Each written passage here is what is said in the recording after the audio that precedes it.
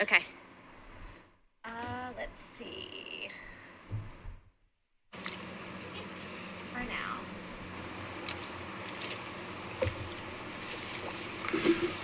Testing. Mine is. How's that? That's much better. That works. Okay.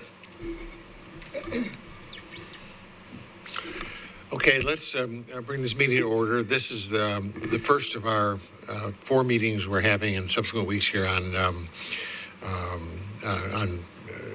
the chance to interview publicly a number of organizations in the community, both governmental and NGOs, that have a role to play and an impact like the ice storm that we had. First item on the agenda, just to get it out of the way, is the approval of the minutes from the previous meeting, which I believe you have in front of me. Second. Okay, motion's been made and seconded. Are there any suggestions or corrections? All in favor? Aye. Anyone opposed? All right, unanimous. Do we have any people asking to public comment?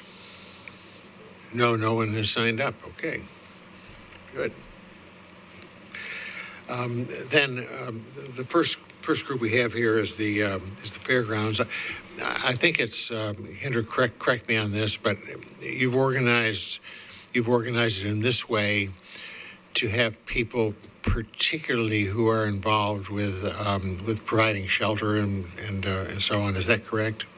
Yeah. So this is kind of about the response to the need for shelter and how it worked and how it didn't work. And the first group that is going to be here is Fairgrounds, and I guess that's you. Just before I ask you to introduce yourself, rather than do this like a congressional hearing where everybody has 3 minutes or something, let's just keep it a little informal and see if that works with questions that people might have. If it doesn't, we'll go to something more formal. But ladies here, could you introduce yourself and we'll get right down to it. Sure thing, Chair. I'm Laura Womack. I'm the Executive Director of the Fairgrounds Nashville. Okay. And how long have you been there? 10 years. Okay. All right, good.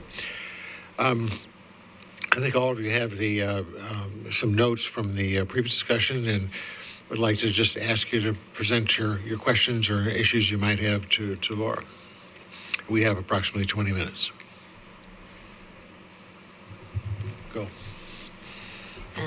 Thank you, Ms. Womack. I appreciate you being here, and I appreciate staff kind of pre-interview to give us some feedback or insight from you. And so my questions will be building off of those. I wonder if you can speak to kind of when you were notified or it was identified that your facility might be used as a location for the 24/7 shelter. Can you just sort of speak to that initial engagement, kind of from whom that was? Were you all already anticipating that? Was my perception is it's somewhat of an informal process as far as initiating that, but can you just sort of speak to those initial days and getting that started, please? Sure. Thank you so much, Vice Chair. So we had been in contact in and around the 20th, 21st, if I recall my dates appropriately.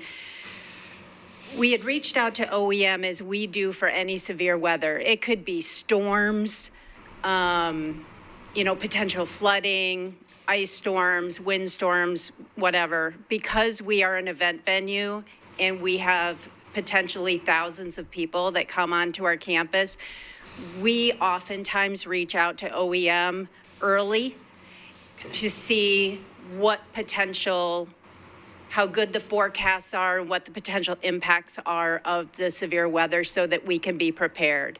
In this instance, we did reach out because the next weekend we knew we had the flea market, which brings thousands of people, plus we have vendors that travel from all over the Midwest as far away as New York, drive in. So we really needed to get a really good understanding of what the weather forecast was so that we prevented, if necessary, people from traveling in, that danger, and then anticipating that they might not be able to get home. Plus, we wanted them to not have the expense of travel, so we reached out early. They pretty much confirmed that the forecast was pretty accurate. It was looking like it was going to be as severe as it was predicted. So we had to make the call by Tuesday of that weekend to cancel the market. So that was our initial conversation. I think, and this is a bit of an assumption of my part, is that once they knew that our venue was going to be empty, because I had notified them of the decision to cancel the market well in advance, they had reached out almost immediately within a day or so to say, do you think, under the circumstances, that if there is an issue with power outages or whatever, can we use your facility? And I said, absolutely. We were closed anyway, with the caveat that we also had power at the fairgrounds. I appreciate it. If I may, just for a follow-up, do you have generator power, or was that provided subsequently? I mean, is that standard kind of operating? Do you have generators and so forth at your location? No, we do not have generators. And at this time, we don't have generator hookups either. Okay. Thank you. Yes, go ahead. Trying to turn this on. Good morning. Good morning. Were there any cross communications between the fairgrounds, Red Cross, NES during that time that you were notified, or how did that transpire? Did you guys kind of cross communicate with each other to say this is what's going on and we're going to have this available for people to come here, to stay here during this critical time? So my conversations were not with the Red Cross or NES. I completely ran through Office for Emergency Management. They were the incident command, essentially, that center. So it was really important for me to narrow my communications with OEM and the fire department. And they handled communications from there with the other agencies. How many people were you able to house during that time? So it fluctuated. At peak, we had over 450 individuals, families, and we also allowed pets to come in. So we had dogs, cats, and rabbits. Well, okay, you had a lot of company. We did. On top of that, how were people informed? How did they know to go to the fairgrounds? So we did not handle the communications from the fairgrounds. Again, we worked through OEM and through our partner agencies at Metro. So I am aware of just an aggressive media, social media, all the outlets. We were on all of the daily briefings as being a 24/7 warming shelter. So that message was getting out through the daily briefings that OEM was providing to the media and to Nashville. Okay, thank you. Yep. Ma'am, I thank you for being here this morning. I was reading through your notes, and under the preparedness phase, there's the third bullet point. It talks about having a sheltering plan and preparedness. This is very important because if you're going to put your facility to be a part of that process that we're talking about today. So was there a pre-plan? Was there a sheltering plan that you were a part of back with OEM? So the fairgrounds has been utilized as a shelter in varying capacities well before my time. Okay. So it was something that cold weather, hot weather, weather-related sheltering, the fairgrounds, and this is not just unique to Nashville, this is nationwide. Fairgrounds have a tendency to be that place that can handle a crowd like that and be converted into shelters pretty easily. So this was something that we've done for a long time. My suggestion as part of the preparedness is that while we don't have a shelter plan specifically for the fairgrounds, my suggestion was let's have one for Metro as a whole, because it's not just the fairgrounds. There's parks facilities, precincts, there's a lot of other Metro facilities that could serve in that capacity. So my recommendation was let's have an overall sheltering plan so that we can incorporate some of those things into our, say, emergency action plan, which is very specific to the fairgrounds. But we don't have a sheltering component within the emergency action plan because, you know, in hindsight, it would have been nice to have that, but that is going to take a larger Metro effort to craft that. Agreed. I think the preparedness piece is having those plans and having that delineated and so that people are aware and know what they need to do would be extremely helpful.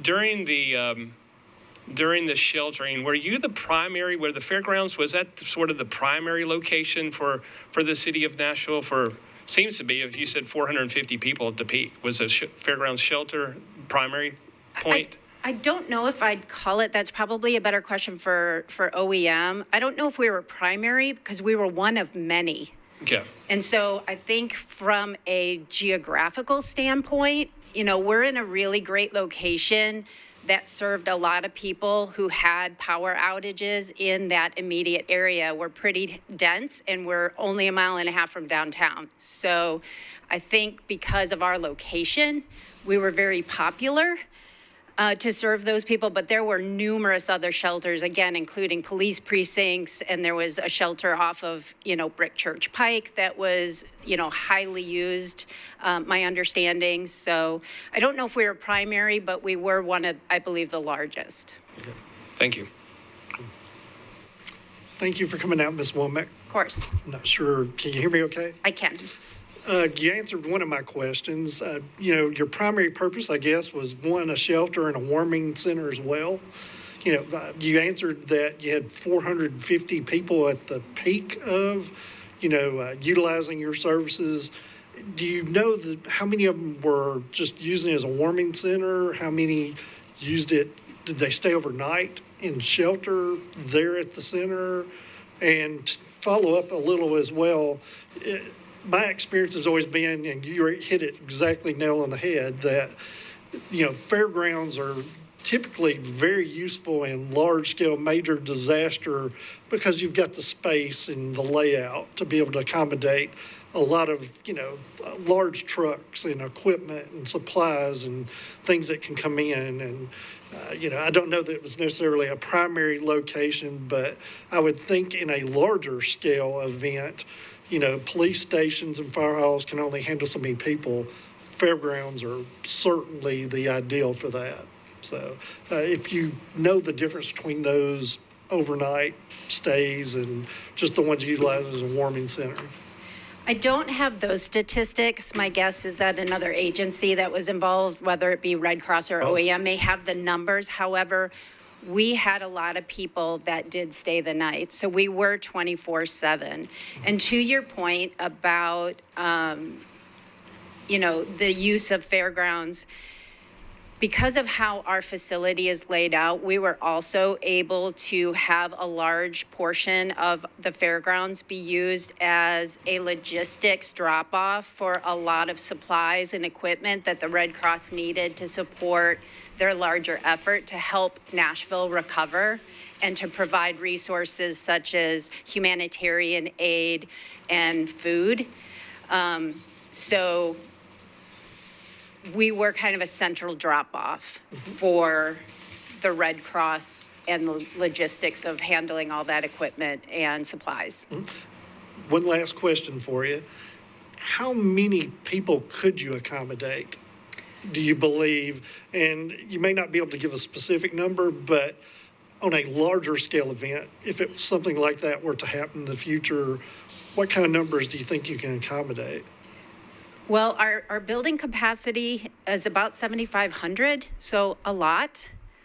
And, you know, we were a shelter for about 14 months over COVID. So we had converted the fairgrounds to a full medical shelter to provide services. So again, we've been kind of provided a lot of support to, and we're very flexible that way. So it's really great because we've got facilities that can have medical support plus logistics support and a home for people who need it. So it worked out really well. And, like I said, we had probably more guests during COVID, but, 450 was easily handled during this particular event. If I could ask, if you had power, utility power, not backup power, correct? That's correct. We never lost power. Had you lost power, what would that have done to your ability to serve?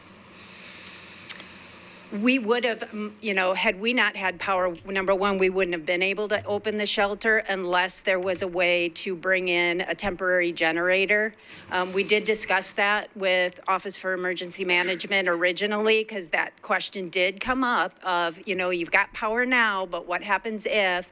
And so we were trying to figure out at that point, like, what is our power capacity? Is there a way to even accommodate or plug in a generator, or would it have to be something that was completely separate? It never got to that point, but that was a discussion that we had with them early. So we never did lose power, but it would have been a little bit of a scramble, to be honest. I think that is something that, needs to be identified in a shelter plan or any long-term investment to say, what do we need? So that it can accept that if it's going to be, any facility is going to be determined not a permanent, but a commonly used shelter area. And the other question I had was, in the notes from the original interviews, there was a little bit of discussion of there may have been some confusion at the outset as to whether you or Red Cross, what you respectively were doing and so on. Could you just unpack that a little bit? Because this issue of coordination is very much one that we want to look at as a commission. Sure thing. So, and I'll just kind of go back. This was my first time working with Red Cross as the shelter manager. My previous experience during COVID was that it was Metro, and Metro ran. So I was more familiar with kind of that process. So I guess I had made an incorrect assumption at the beginning that this again was another Metro shelter. So I was unprepared for a third party to come in. I have to say that Red Cross did an amazing job at running the shelter. I think because everybody was scrambling and responding to such a significant impact from the storm, we just weren't able to sit down and kind of unpack. A lot of it was over the phone, asking questions on email, like, how do we handle this? Some of it kind of happened as time went on. I think what I had learned was, we were wanting to help, not just provide a shelter in a physical location. We wanted to help. We wanted to make sure all the services that our guests needed were taken care of, custodial. So we hadn't met prior to that to determine, okay, you need to do this, you need to handle custodial support, don't worry about this, and this, food support. I'll give you an example. We had a lot of pets. I'm a dog person. I wanted to make sure that we had enough dog food, cat food, all the things that are needed for that specific population. So I had gone out and started making some phone calls to figure out how we could maybe get some partnerships. I should have stayed in my lane because that was already handled. And so I think it was out of a desire to help, but it did cause some confusion unintentionally on my part, trying to reach out separately, and I needed to stay with the VOAD and make sure that all those requests for services went through the proper channels, either through VOAD or through Red Cross directly. And so lesson learned there, just so there's no redundancy in efforts. Other questions? Yes. Oh, pardon me. Yeah. May I just follow up on something that you said there? So, and I can see in the notes and in your remarks, and to Chair's point about the coordination, I think there still remains, even among elected officials, like you mentioned VOAD, OEM, Red Cross. I think, so animal care and control, one might think that, that was MAC's responsibility based on their resources to bring to the appointed metro shelter the dog food, right? Or not knowing that, thank you, trying to pursue that yourself. Can you speak to what your understanding is at this juncture of the role at a shelter of VOAD, OEM, Red Cross? Because it is still unclear to me what VOAD does and when and how they communicate. And for those of us as elected officials, should we be sharing VOAD content? Should we be sharing OEM content? Should we be sharing Fairgrounds content? Should we also be sharing Red Cross content? Are all these contents aligned, sharing the same information? From my perspective, hearing from council members, it was very unclear to the community if who should go to this shelter, right? Was it only for folks who had no other resources, thus our homeless population, no family, no capacity to go to a hotel? Like, it just seemed the communication was pretty disparate. Not saying it's on the fairgrounds, to your point, you communicated about events cancellation, but what was your understanding about kind of who was the primary coordinator and communicator versus for the shelter services specifically? So I went through and I reported to OEM. Okay, and so if you were encountering, you mentioned VOAD.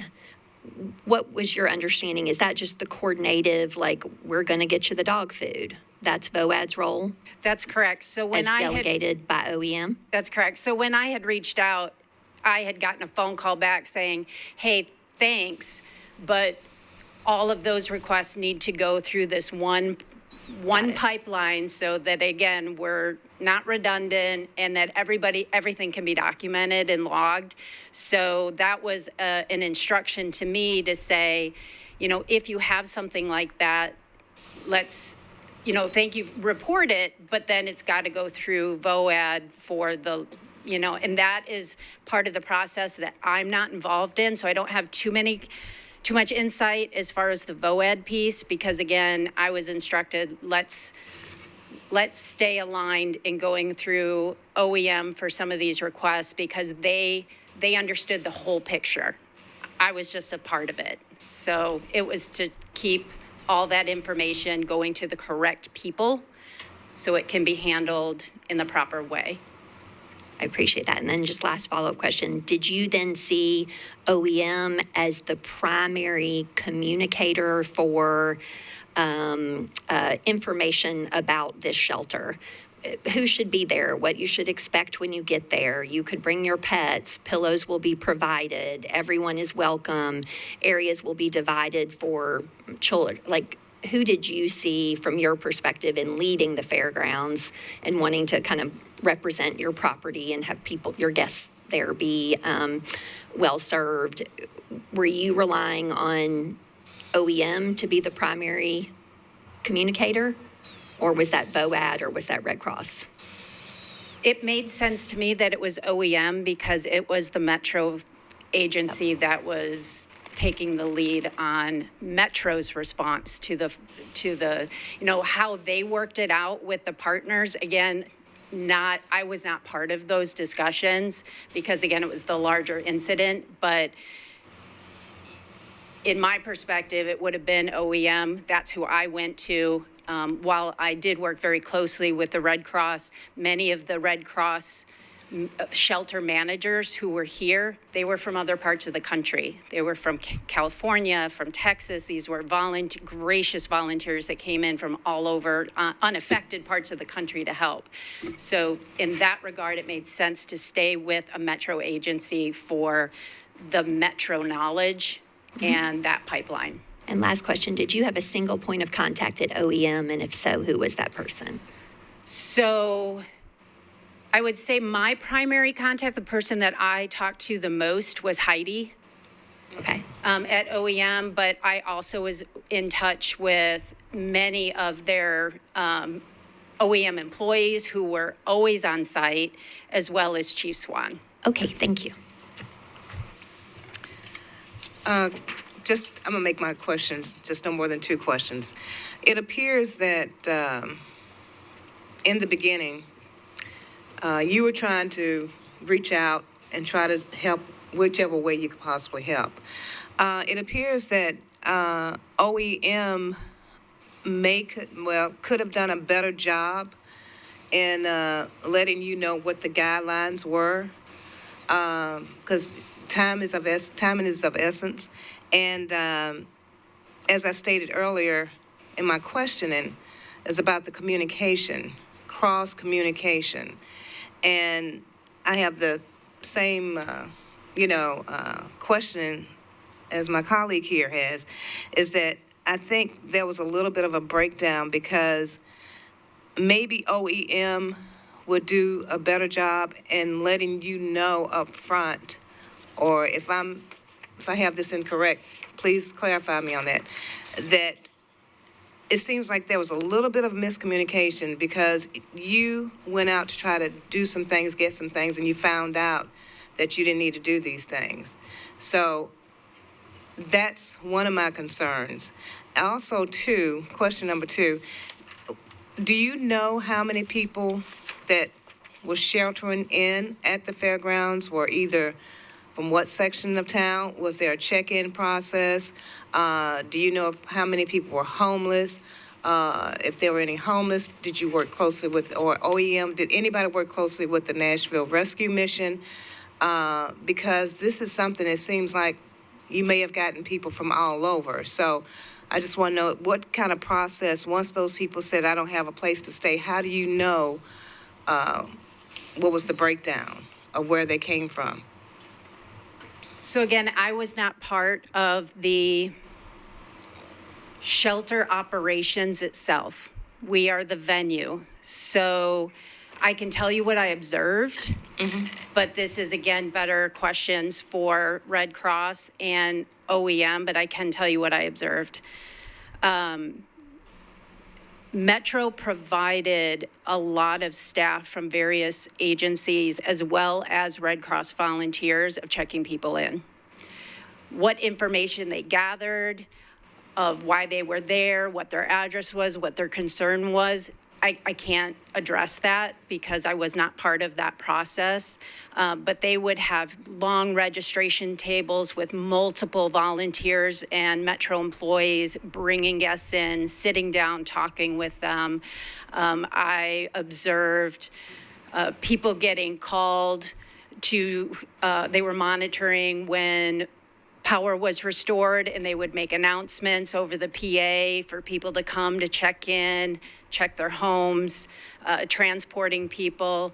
I'm aware of families.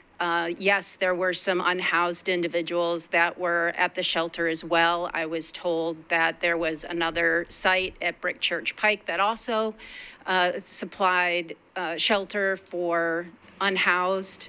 So we had a variety of people as far as what the geography was and how far they traveled to come in. I don't know. I know that, we varied from like 150 people to 450 people. And I know that they were actively talking to everybody about what their needs were and why they were there, but I'm not privy to that information. So basically, I guess, what you were just a venue, basically, just for clarification. You wouldn't have a lot of additional information, no more than OEM or the Red Cross saying, we're stepping in, we're doing this. You just have the venue. That's basically it for people to be housing, nothing else. That's correct. So we provided the venue and then some services and support for them wherever they need it, whether it was forklifts to offload trucks and move supplies. We provided custodial support to make sure that we at least provided, and we figured that was a logical responsibility of ours to make sure that we had the custodial support that we need, making sure that there was access, security access to the building so that Metro employees could come and go as needed to support the shelter. And then making sure, of course, our campus was safe for our guests to come into campus. So that was our primary responsibility. Sorry about this one last question. You mentioned security. So who handled the security? Was that part of something that you were involved in at all? It was not, but there were MNPD, and I did see representatives there from the Sheriff's Department as well. Okay. Thank you. Right, other questions? I was wondering, could you speak a little bit about the communication you had with OEM, Heidi Marskiles and Chief Swan? And were you a part of any part of the EOC process during the incident? So were you communicating with Chief Swan, and that was by cell phone, email? Just curious how that worked. Oh, you're taxing my memory.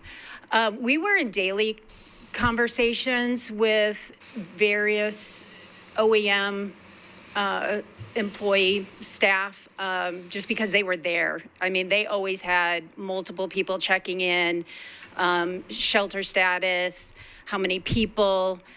I did talk to Director Chief Swan numerous times just to make sure, because as we went through the shelter, I was making sure to keep them up to date on how long they thought the storm impacts were going to last, because we had contracted events that we needed to communicate well in advance, because not only were we sheltering, but the weather was so bad that we wouldn't have been able to support an event or encourage an event to come in just out of safety reasons. So we were in frequent contact with both to try to determine how long we thought this was going to last and when it would be safe for us to reopen for events. So we ended up, I think, being closed for 3 weekends. Right, and I want to follow up a question on your last bullet point there in your after action. You talk about a loss of revenue. Like, all these things cost money, right? So you lost your revenue on the market, the flea market that weekend, and I understand that. But do you have any information in regards to what it actually cost you in the way of for utilizing your facility for this? Did you incur any damages? Were there anything that happened? Do you have any information? Because, eventually we're going to have to go back and try to look at this. We want to make sure that resources are going in the right place. Sure. We had just one minor incident where a Red Cross van clipped one brick. So they paid us for that damage immediately. And other than that, there was no other damage to the building. We're designed for thousands of people to come on a daily basis. So yes, we had revenue loss because of the storm. Again, it was just unsafe for people to travel. But we were fortunate in that one of those events was able to move to Music City Center, so they were able to handle a relocation. But yeah, we did not have any major damage as a result of the shelter. Thank you. That was very helpful. Yes. I have just one thought. What was your biggest challenge in establishing the shelter? NDOT, did they help you with clearing roads for ingress, egress? I mean, prioritizing your site for this use?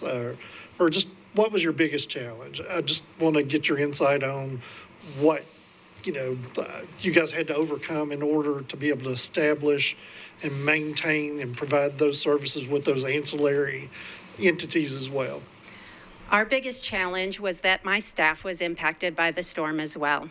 I've got a very small staff of 22, and a lot of my staff, including myself, were physically unable to get to the site. Fortunately, we had an employee who lived extremely close and took a leadership role in the first couple days. I have to give OEM a lot of credit because they immediately, when I told them that, you know, I feared that we weren't going to be able to have enough staff there to support them, we ended up being able to, but they had offered to come and pick up and transport Fairgrounds employees if they could do so safely. So that was great. We had that handled. And again, we had an ability to program Metro employee badges to be able to access our building. So there were many people that could have who got in, was able to set up the shelter. I had employees there. A few days after the storm, I had, again, one employee that stepped up in a really big way to the day of the storm, and that immediately Sunday and Monday, when we all struggled with power outages and the inability to travel safely ourselves. So we were able to handle that through a remote access, through an ITS helped us with that, and employees that lived really, really close. That was very helpful. Thank you. Okay, we have run through our time now. I would just ask you, is there anything else that you would like to point out to this group before you sit down? I do, and it's just that I can't tell you how many, I know we can find weaknesses and things that we need to improve, but if you had seen the numerous agencies within Metro and nonprofit agencies that came together to support that shelter, it was truly impressive. You wouldn't have known there was any hiccups at all because it was just a ton of people coming together to try to make an extremely difficult situation as tolerable and comfortable as we possibly could at the fairgrounds. It's never good. It's never easy to be away from your home, and the fact that we allowed pets and people could stay together as a family is the most important. Thank you very much. You're welcome. Appreciate it. All right. I think that approach of just ask questions rather than having time slots is working fine then, and we can continue doing that. Let me ask you, any thoughts from either of you about any changes you'd like, any changes you'd like to see in how we proceed? Okay. All right. Andrew, you have anything you want to add? Okay. The next group is Metro Homeless Services.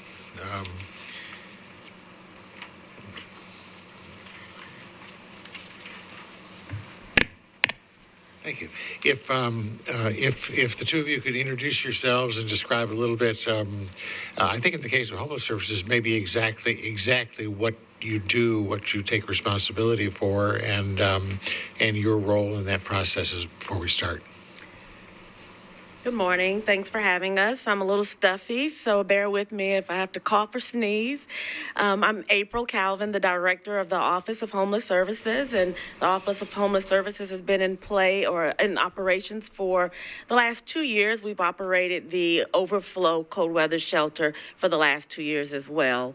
We're responsible for a lot of other things. I don't want to use our time talking about those things because I know this is about the actual storm, Fern, and if we have time or questions afterwards, I'll share more. Okay. My name is Tatiana Ruffin. I serve as the Emergency Services Manager with the Office of Homeless Services, which means I act as the shelter manager for the cold weather shelter on Brick Church Pike. All right. Thank you. Let's begin. Questions.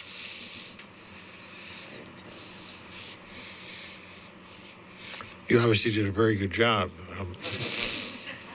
We worked hard. We Go have ahead. some documents we can share if you want to, if we can pass them around. I can start with a little bit of an overview if there's no questions yet.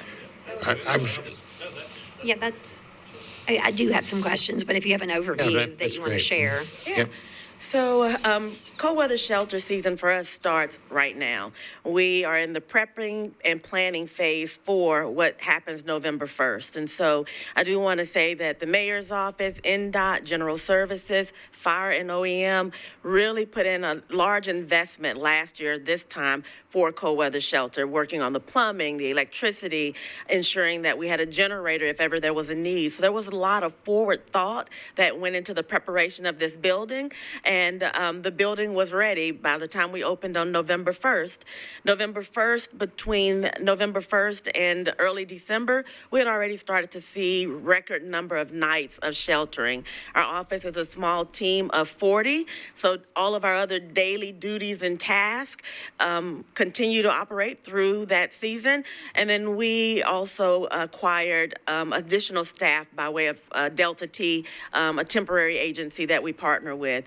We went in and did a lot of training, onboarding. We train our staff and the Delta T staff on all things from CPR, Narcan training, trauma-informed care, all of the things that we would need to run and operate a shelter.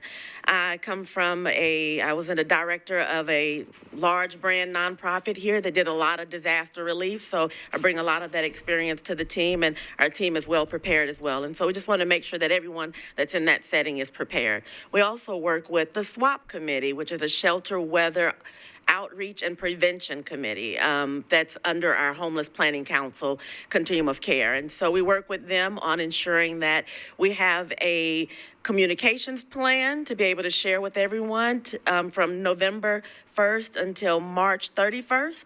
So we have a communications plan, we have a triage plan, we know who's doing cold patrol, they know the dates and times that we're operating.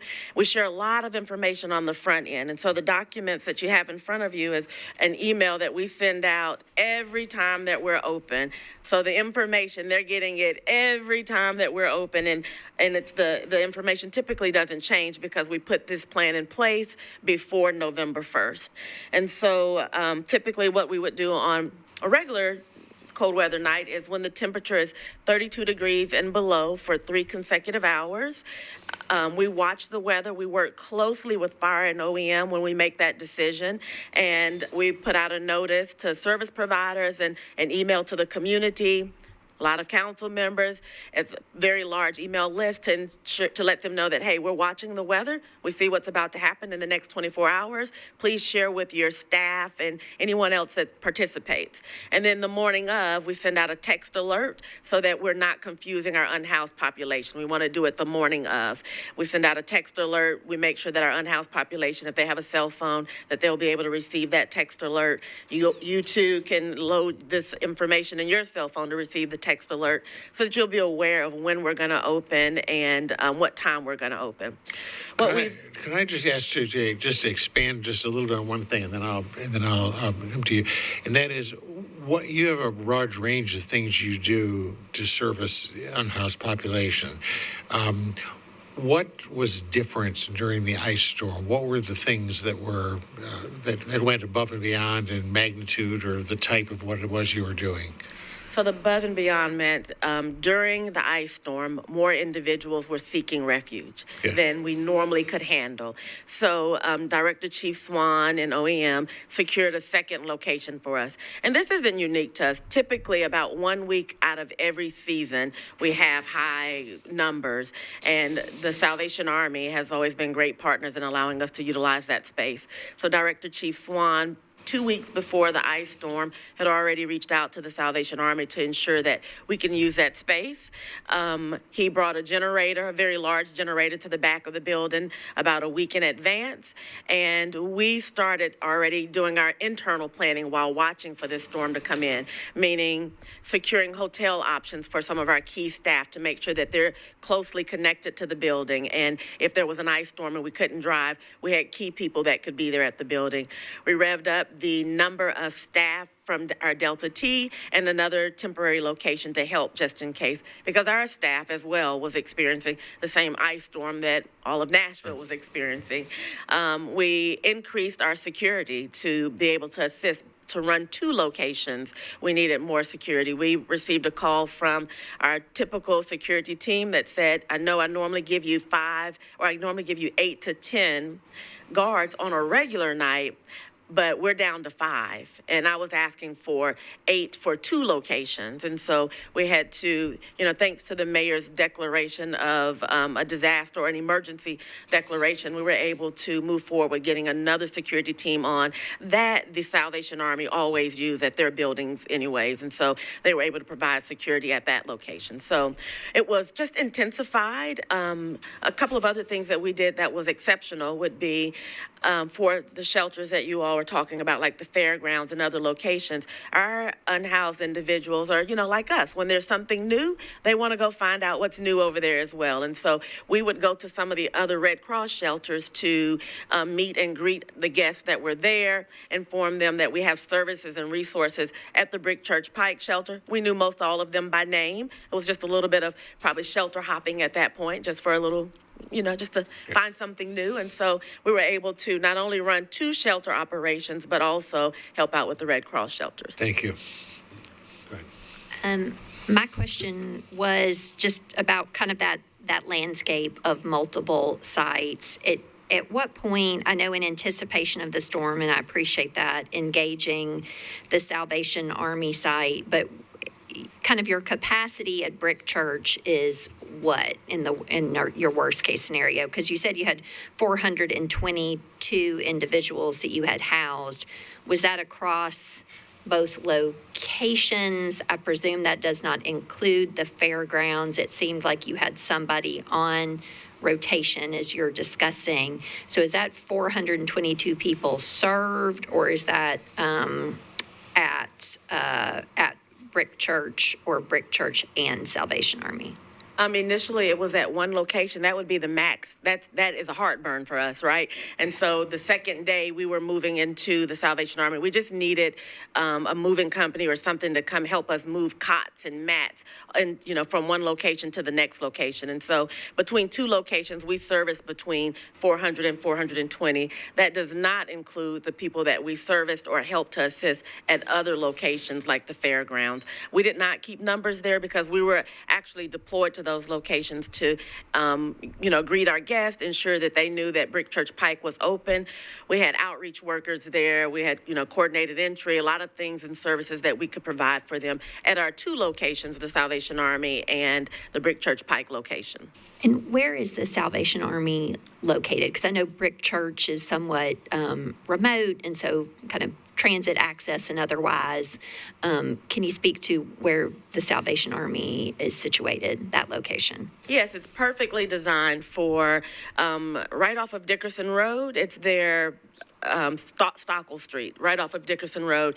And it's the 23B. I can't say enough about WeGo. They were great partners in this space. But it's the same 23B bus that would normally take our guests to the Brick Church Pike location. Okay. So we were able to do triage with not only within the 2 shelters that we were operating, so we could, explain when we could accept more people at one location versus the other, and then also able to triage with like Room in the Inn, Nashville Rescue Mission. We did daily triage with them as well.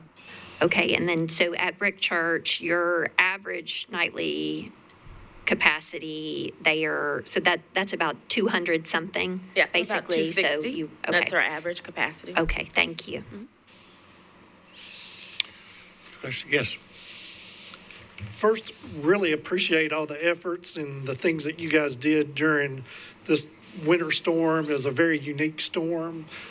My question to you would be, given some of the challenges and scale, because this storm not only impacted a lot of transportation issues, you spoke to your employees, Metro Police bringing in employees, you have to house them, you have to feed them.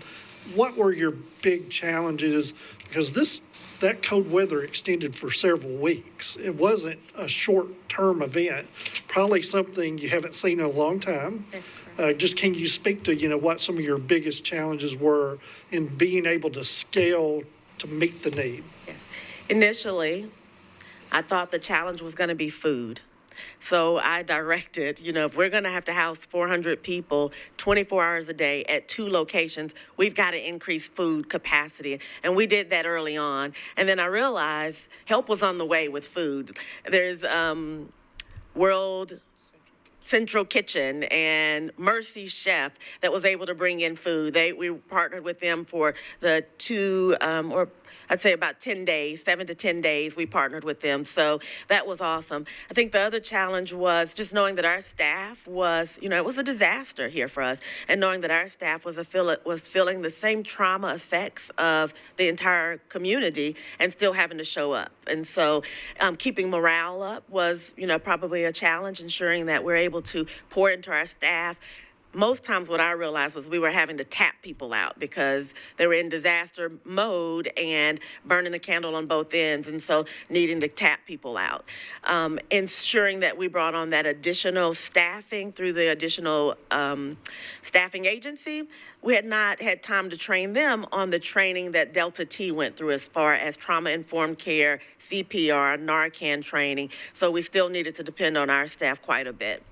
And then the coordination with MNPD. They were wonderful, masterful at getting our staff where they needed to be, advance notice. It took a lot of triage, but they really stepped up and helped. But they were not able to provide that level of transportation for like Delta T staff because they were not Metro employees. So there was a time where we had to pull in more of our staff because we had transportation opportunities for them.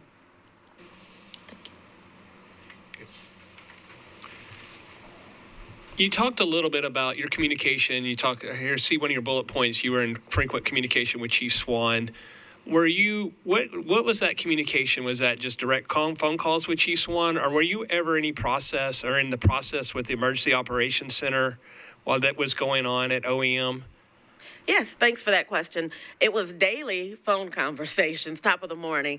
And then we maybe went to the DEC Center twice just to kind of help with logistics. And then even boots on the ground at the Red Cross shelters at his request. So he was my daily contact, but he also appointed Chief Henderson, who was in constant communication for hard to solve cases or concerns that they maybe needed assistance with. Thank you. We've heard now from a number of people that testified that they had daily communication. I can't hear you. You need to turn your... We've heard now a couple times that there was daily communications with the chief or someone there. When you had those conversations, was this a coordinated phone call every day, or did they just happen? So every morning it was a coordinated phone call for me. And then also there was a coordinated phone call with the mayor's office as well that happened every morning for a short stint as well throughout this process. And the calls that just happened would be if Chief Hutchison ran into a hard to serve case or something. And, Chief Swan, we have seasonal response that we do to unsheltered homelessness. And so Chief Swan and I are used to being in normal communication as the seasons change, and especially when we get into tight spots. And so every morning we would have a bit of a triage if there was something that he needed from me or if there was something that I needed from him. And were those phone calls including any other organization or agency, or were they just with you personally? Initially, that was just with me because it was to address the needs that I had at shelter and operating 2 shelters. We had a triage call with the mayor's office that included many other departments, and all things are a blur right now, but there was many other departments that I'd say at least 5 to 15 other departments on these calls, depending on the need. And then I did triage calls with some of the nonprofits that, as we were orchestrating movement or needs for our unhoused population. And that was a scheduled call, like at 11 o'clock every day during that time frame. Good morning. Good morning. First of all, I want to thank you all for being here. I heard you mention more than once, hard case. What do you mean by hard case? And I'm thinking maybe it's something that was beyond your control or you needed assistance on.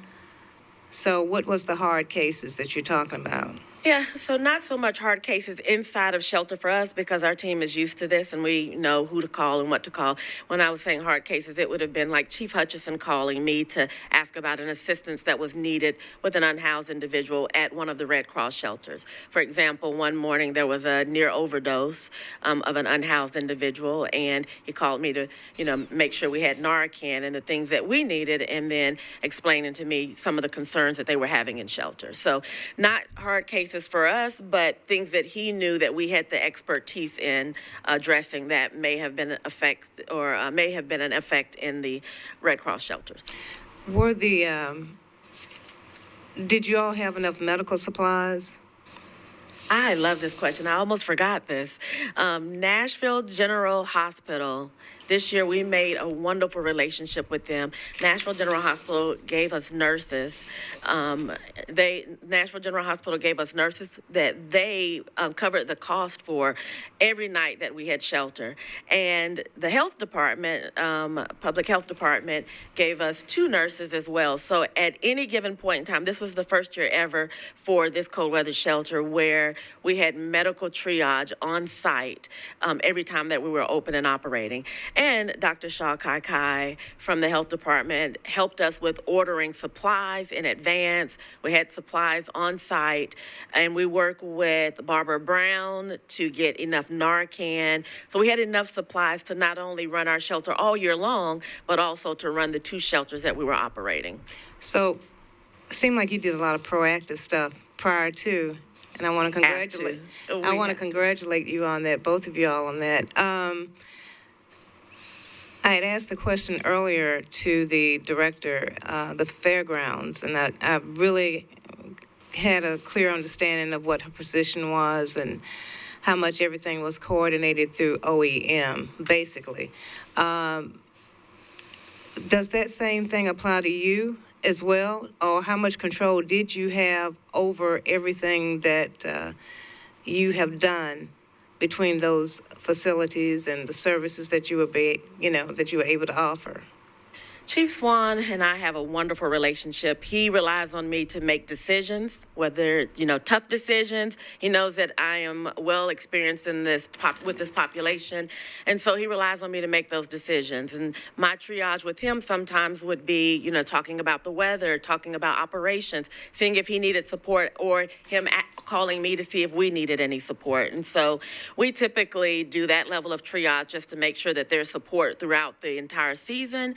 And I think that I felt with the mayor's declaration, I felt empowered to make the decisions, the tough calls, the decisions that we needed to make, like bringing on additional security or bringing on an additional security or staffing team. I felt empowered to make those decisions. And I would just typically either let him know these are decisions that we're making or continue to move forward. We were saving the lives of 425 individuals for 10 days straight. So did not allow for a lot of time with checking in, but he trusts me to be able to make those decisions. I do know that there is a letter that I think was sent to you all from some of the service providers as it relates to communication and triage. And I heard the Fairgrounds operator talk about VOAD, and so we have talked to a lot of the nonprofits throughout our SWAP committee on how to get them connected to VOAD, because that's where a lot of that level of training and or communication can happen as well. I do want to say one thing that I don't want to forget, which is about our pets. When you ask, was there a challenge? We average seeing pets about 5 to 7 per night on good nights.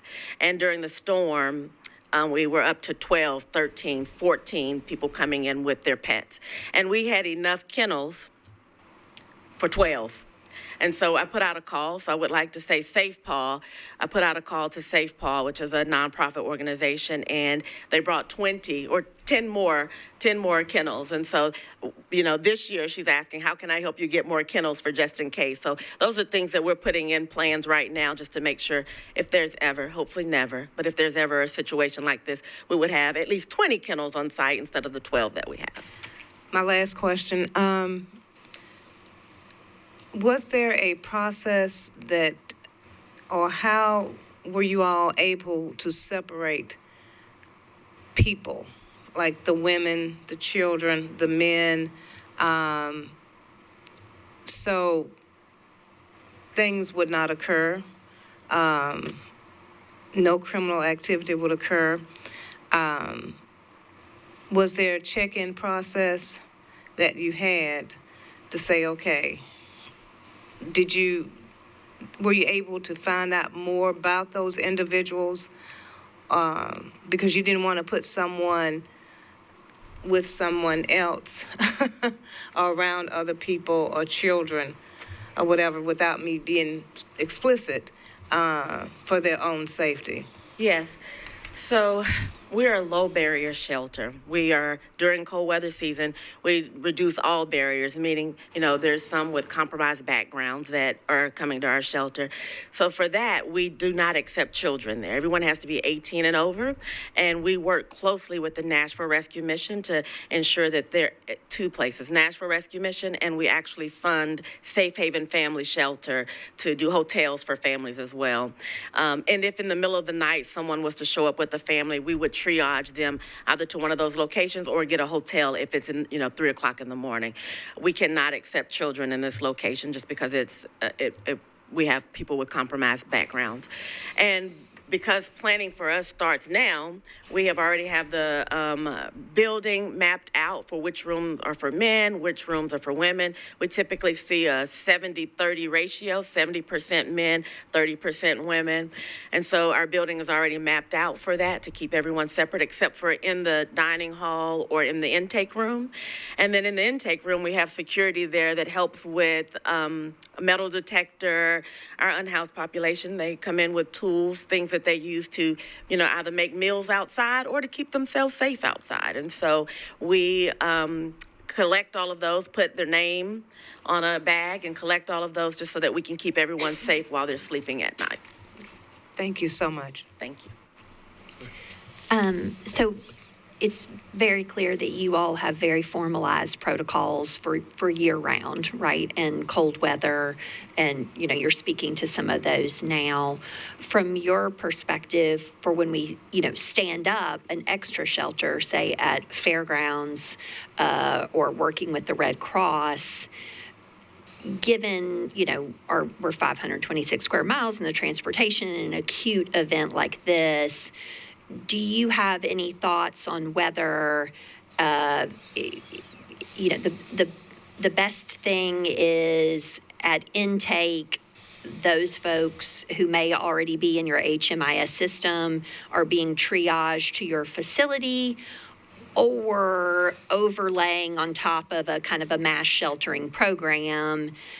Because, you can't just stand up metal detectors everywhere and so forth. So can you sort of speak to how you strike that balance between, all the core functions that you have very consistently at your cold weather shelter, and how to sort of apply those, not necessarily in full or in part, to Fairgrounds, Red Cross, the fire station warming shelters? Like, how do you sort of bring some of those protocols into a diversity of locations? Or is that not time well spent and you just need to kind of identify and triage? Can you speak to that? Thank you for that question. In my triage conversation with Director Chief Swan and with Red Cross, night after night, we're going to those shelters. That was my biggest recommendation, is if you are admitting someone in or doing intake and you notice that they're unhoused, they know where we are and they know who we are. How do we triage to get them back to the location where we're providing all of those services and have all of those safety protocols in place? Mainly because our team, small but mighty, and was already compromised. So going to the Red Cross locations was a hardship. It was a hardship because we were spreading ourselves super thin.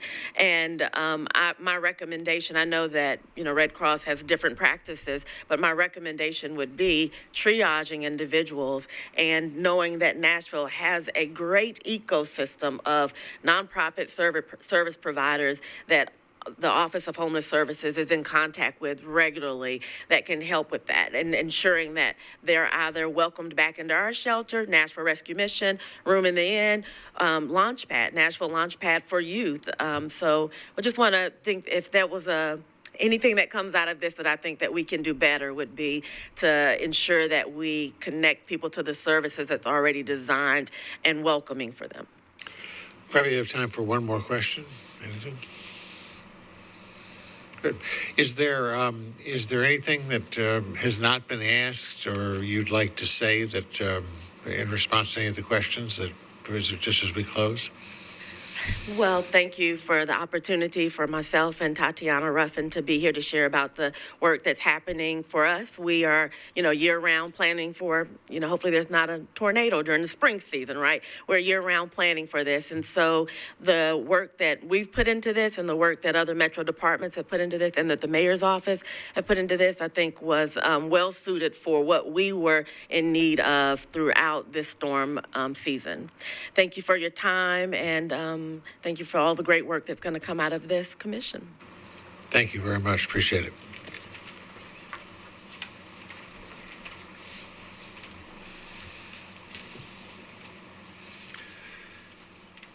Any observations or thoughts from anyone up here about our process? Still doing okay? All right. Need a break? Yep. I don't know what I'm doing, but I can keep you on track. Kendra,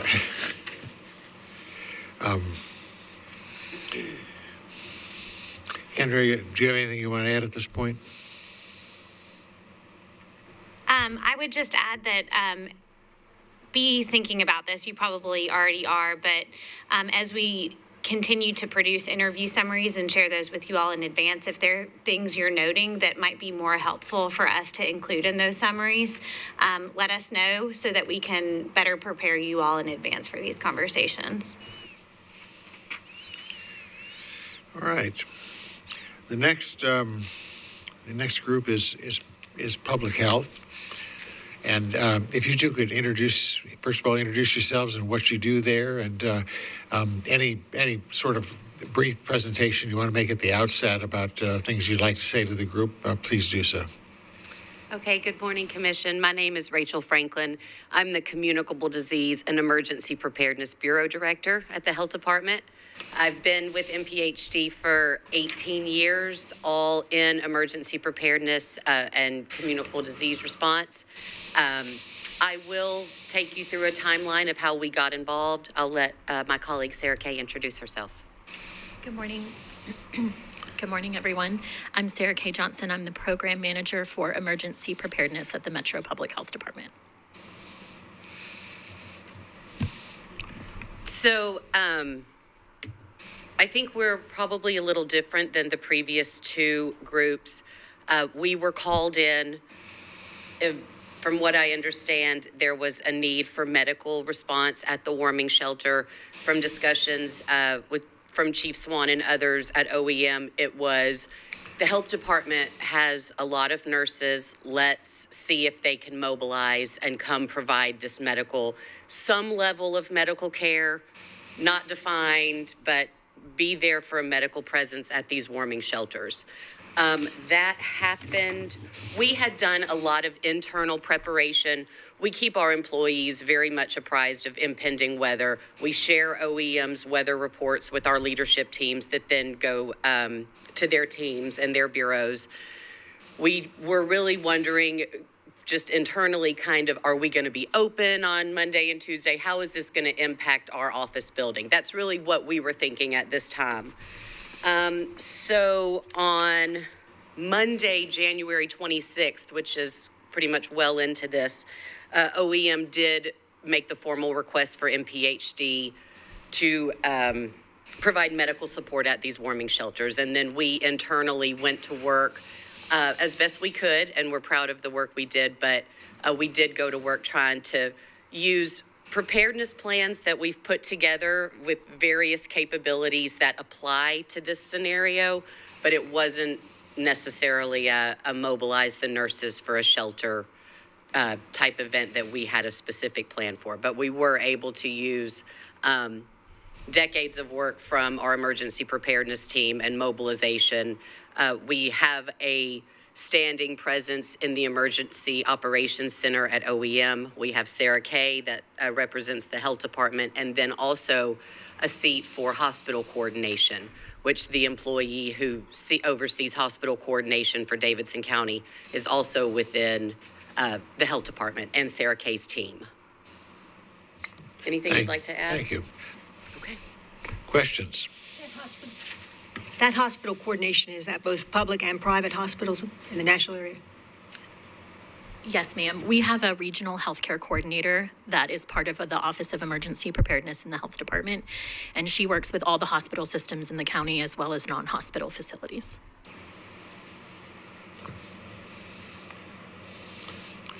Do you on an annual basis do either a mock event where there's a large scale disaster that would require your services in coordination with the city or Office of Emergency Management? Is that something that you do as part of your preparedness?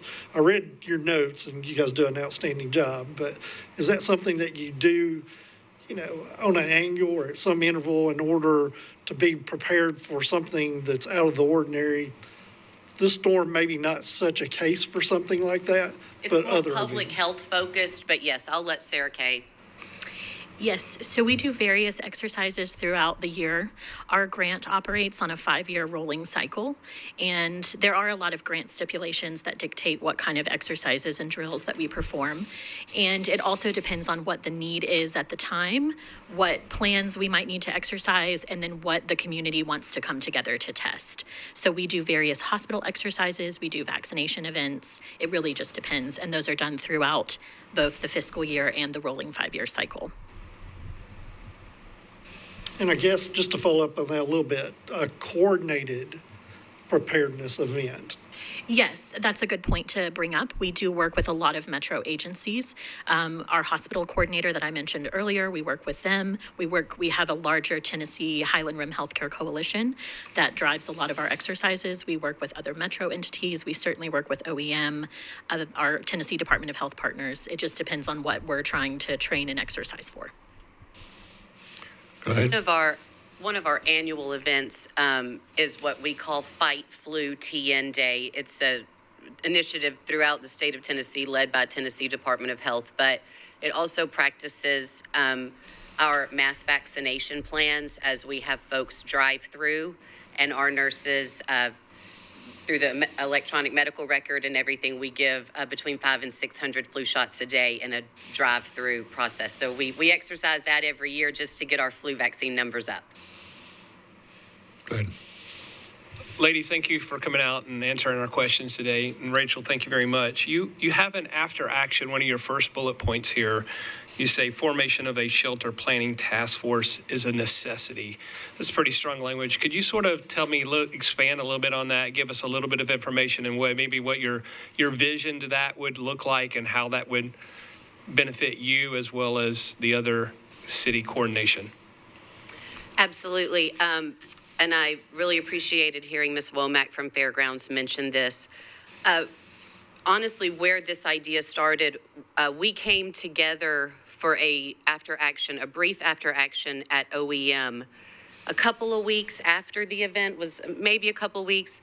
And we were told at that time that the after action shouldn't really focus on shelters and that we were going to be looking at shelters separately.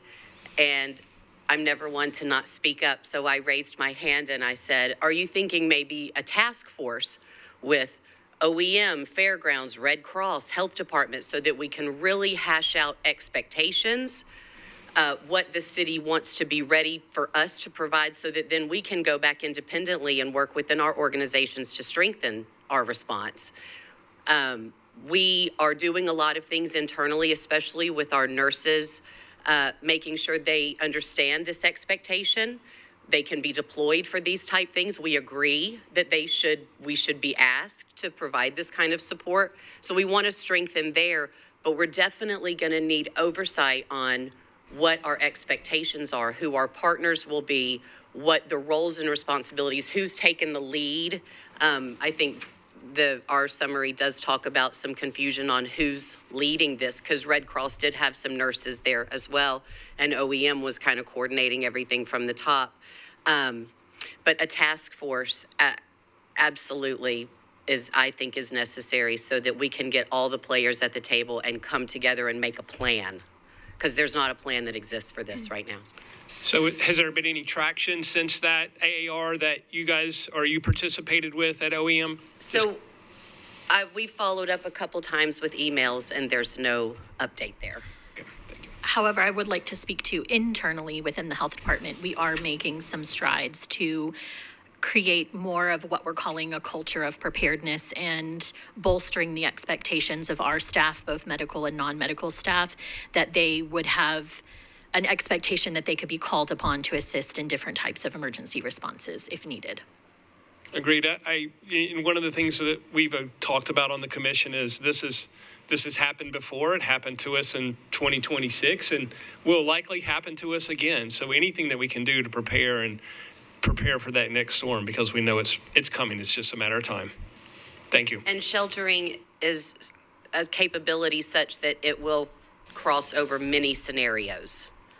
It's not necessarily ice-based. It could be, when I first started my career in 2006, we had a lot of evacuees from Hurricane Gustav, which was just a couple of years after Hurricane Katrina, and we had to shelter all these people.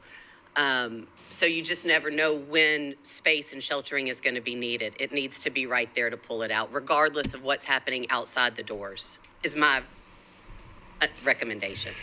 Thank you. This is a question which could be asked of almost anybody who's up here, but I think this is maybe an appropriate place. The impacts of the storm in terms of electrical outages and the like were broader than just Davidson County. There are surrounding counties that were part of the NES system, for example, that lost power. You're a metro department. What's your relationship with people from Cheatham County or Rutherford County or whatever? I'll speak first. You want to? So we are part of the Metro Statistical Area, and Tennessee Department of Health, at least within our grant, bunches us right in the middle of the Mid-Cumberland region. Okay. Which is all the counties that surround us and maybe Trousdale. I'd have to look into that. But we work with those partners, especially from a public health emergency preparedness standpoint. We know that a public health response is going to be a very widespread area, probably, given nature of diseases and illnesses.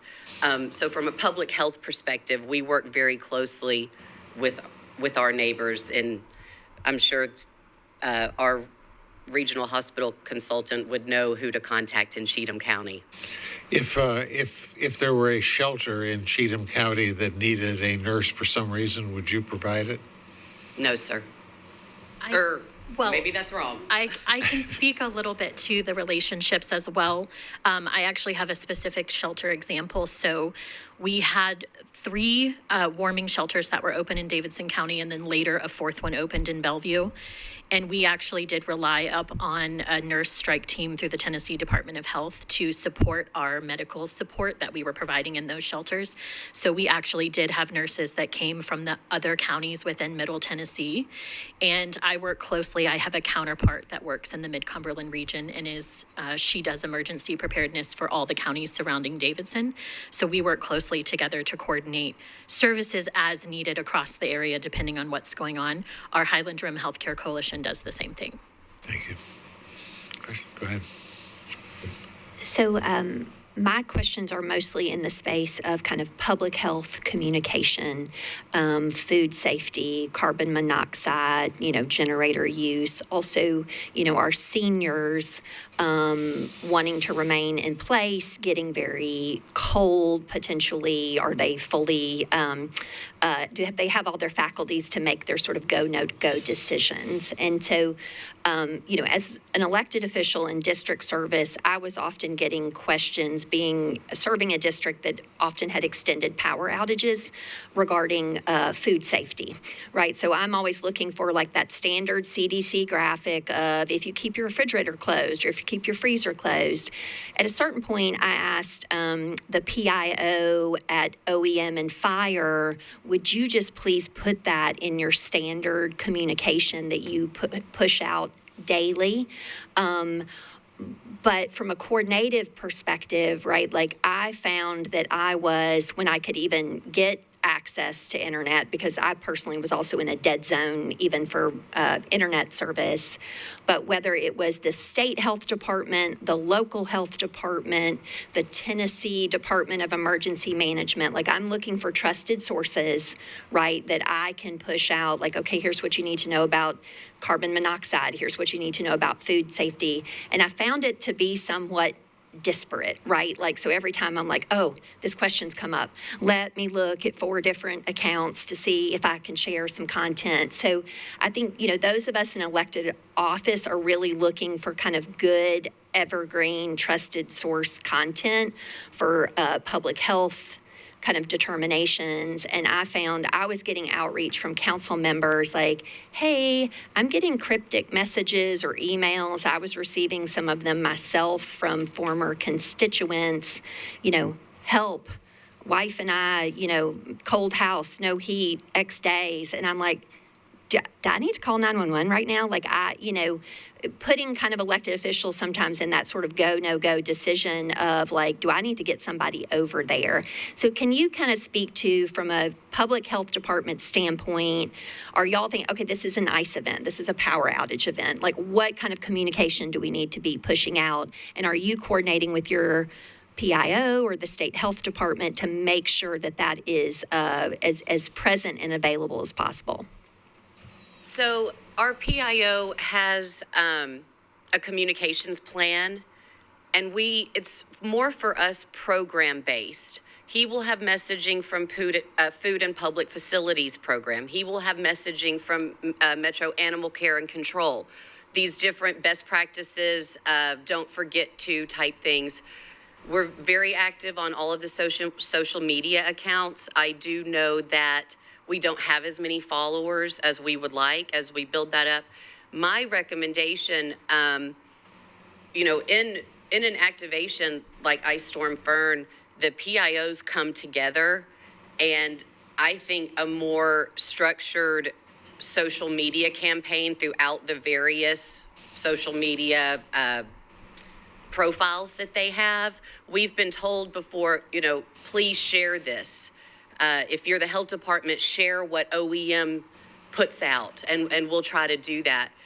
But I think there is an opportunity there from the EOC saying, and they can talk among other PIOs about their best practices for their organizations, what information needs to be sent out, what is safe, are we boiling water, get Metro Water's input on that, Animal Care and Control, public health, is there any asbestos from, falling, anything? These different categories that we can address, but then it needs to be sent out as a coordinated effort among Metro and not just the onesie-twosies. I appreciate that. Thank you. Go ahead, please. Rachel, could you speak a little bit about what the communication process was between Metro Health there and OEM? Were you a part of an EOC process? She was in the EOC. Okay, like to Yes. hear a little bit about that. Yes, when I introduced myself as the Program Director of Emergency Preparedness, I also need to mention that I am the Emergency Services Coordinator, or the ESC, in our Office of Emergency Management. I have a place at the table, literally. So our OEM and our EOC, Emergency Operations Center, is sort of a hybrid approach. And so I sit at the desk for what's called ESF, which is an Emergency Support Function 8, and it's to serve the public health needs of the county. During this, were you a part of an EOC activation on site at OEM? Yes, it was actually both. It started virtually I have that date. It began on the 22nd with a virtual activation, and then it moved to in-person on January 29th. And then my role, I actually got physically ill, so I left the EOC, but I did have a backup. So I did not stay through the whole EOC activation, but I remained both virtual and in person with coordination. And then once the shelters began to close, which was the week of February 2nd, then I kind of tapered out. The response for public health kind of tapered out of the EOC. So just to go back and summarize that, you're saying that you guys started a virtual EOC on the 22nd, which would have been a Thursday, right? In preparation, talking about weather coming, things like that, right? And then, correct? Is that correct, Yes, so it's actually the Office of Emergency Management that activates the EOC. Right. So just to clarify, and the message is sent to all the ESCs, the Emergency Services Coordinators across Metro. So Public Health did receive an invite, and we were notified that up to that point, the EOC was virtually activated. And then when we went in person, we got a different message for the 29th that said we will now convene in person, and we were given shifts, like an operating period to work within. Okay, and you're ESF 8, correct? Yes. Okay, thank you. All right. Other questions? Thank you, that's very, very helpful. One last question, and then ask you if you want to add anything. In your case, it seems like probably the coordination with the state is a much bigger factor in how you operate than it would be of the other departments who've been up here so far. How has that worked? Has that been a smooth relationship? Have there been issues? Yes, so we are a Metro entity, but for our grant, we contract with the Department of Health, Right. and we have worked with them very closely throughout our emergency preparedness operations. So we work with what we call central office, which are the people that are statewide in their positions, and then we also have across the state 7 regions that are considered state employees within our program of emergency preparedness. So we have 6 metros, 7 regions, and we all coordinate so that we are using a common operating picture and standardized guidelines. So even though we are metro, we use a lot of state guidelines to drive our emergency preparedness processes. Thank you.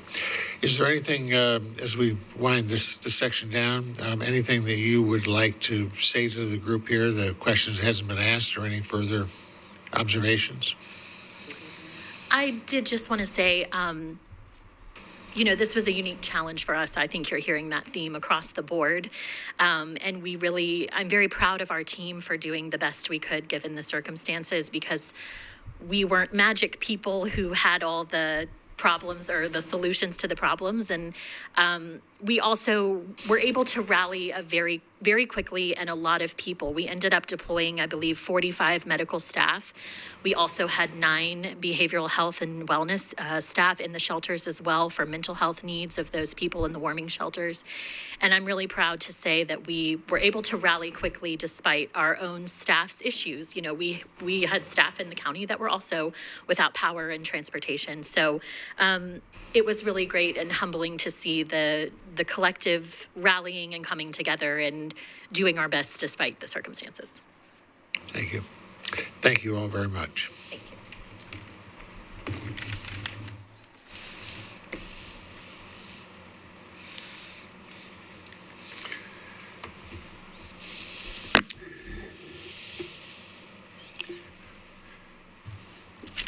I guess the next groups we have is Red Cross. Yes, sir. And if I could ask you to introduce yourself and what you do with Red Cross, and any comments you want to make at the outset would be welcome. Good morning. I'm Joel Sullivan. I'm the regional executive for the American Red Cross for the Tennessee region. Our responsibility covers the whole state, our 8 chapters. And our disaster officer is Chris Robbins. He was unable to get here today, unfortunately, so I will do my best to answer the questions, but he was my expert. So thank you for all that you're doing. Good. All right. Questions? I think I would just lead with, and I appreciate staff kind of coordinating, right? We have some overlap here between health, OHS, Fairgrounds, the services that you all very kindly provided. Can you share what you feel sort of are the primary takeaways from your perspective after offering the shelter services, kind of where you saw overlaps? I know that, metro departments have certain levels of after action.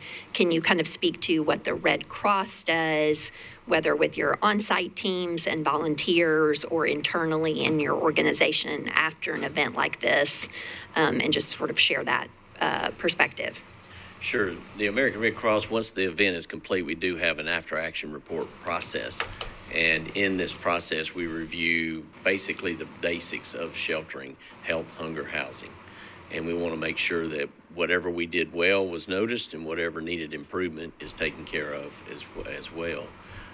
Part of that process follows the incident command system, which you've heard people mention the acronyms: Emergency Support Function, Emergency Support Coordinator. We're part of ESF 6, Emergency Support Function 6. And so we meet with our partners and make sure that we all know what we did, how we did, and what we can do to improve. I've never been to an event where there was not room for improvement.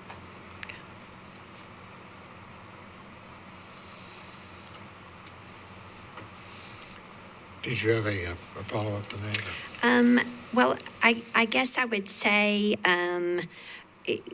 your primary engagement was at the Fairgrounds. And then I know there was one other mentioned, and I guess maybe I was not aware. Was that in Madison, or did you have a secondary Red Cross specific location, or 3 even? Could you speak to those other sites and kind of how you as an organization, I know you have a kind of seat at the table in our overall process, but how you coordinate among those sites to kind of prioritize. Is it just whoever is within that geography for access, or how did you sort of choose those sites, and how do you coordinate among those sites? So we had a total of 20 sites open in the state. Okay. So there were multiple counties involved. We also, which was primarily Middle Tennessee. In Davidson County, we had 4 shelters open that we were servicing, which would have been the Fairgrounds, Southeast Community Center, Madison Community Center, and Bellevue Community Center. Okay. So there were 4 active Red Cross shelters at those locations. Okay, thank you. And so, as an organization, obviously, you've got a big event in Middle Tennessee, and you're coordinating.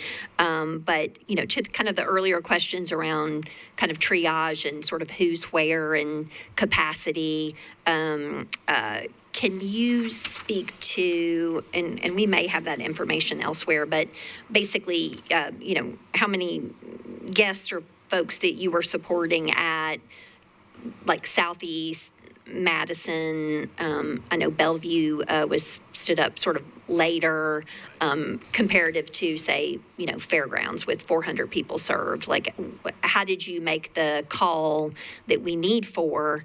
And in retrospect, do you feel, was that based on geography? Was that based on need or demand? Can you just sort of speak to how you kind of put that landscape in place? Is that predetermined prior to an event, or was that responsive to this event? We do have shelters identified throughout the county pre-event. We have a list that we go to. People tend to want to stay close to their homes and not across. We've had recommendations, just get 4 good shelters in the county in each quadrant. That doesn't work well because people want to be where they live. And so we have shelter agreements with Metro Parks and other churches and organizations that have buildings that will facilitate that. So in the pre-planning, we do that year-round and have shelter agreements in place for those. In this event, through the coordination of the Office of Emergency Management, because the Office of Emergency Management is the coordinating organization in our county. And so everyone runs through that. If you have a need, you go to the Office of Emergency Management, and they ferret out who may be able to support that need or pass it on to the Tennessee Emergency Management Agency. When the disaster first struck, we were advised, we already had people on notice. We had them in hotels to make sure they would be available. The Fairgrounds was the first location that opened, and once that was opened and more information was garnered across the county, then we determined that we needed these other shelters to be open because there was damage in those areas as well. So damage assessment is a critical piece of what do we need, where do we need it? And obviously damage assessment was tough because we couldn't get to places. And so police, fire, Red Cross all have damage assessment folks that were going out.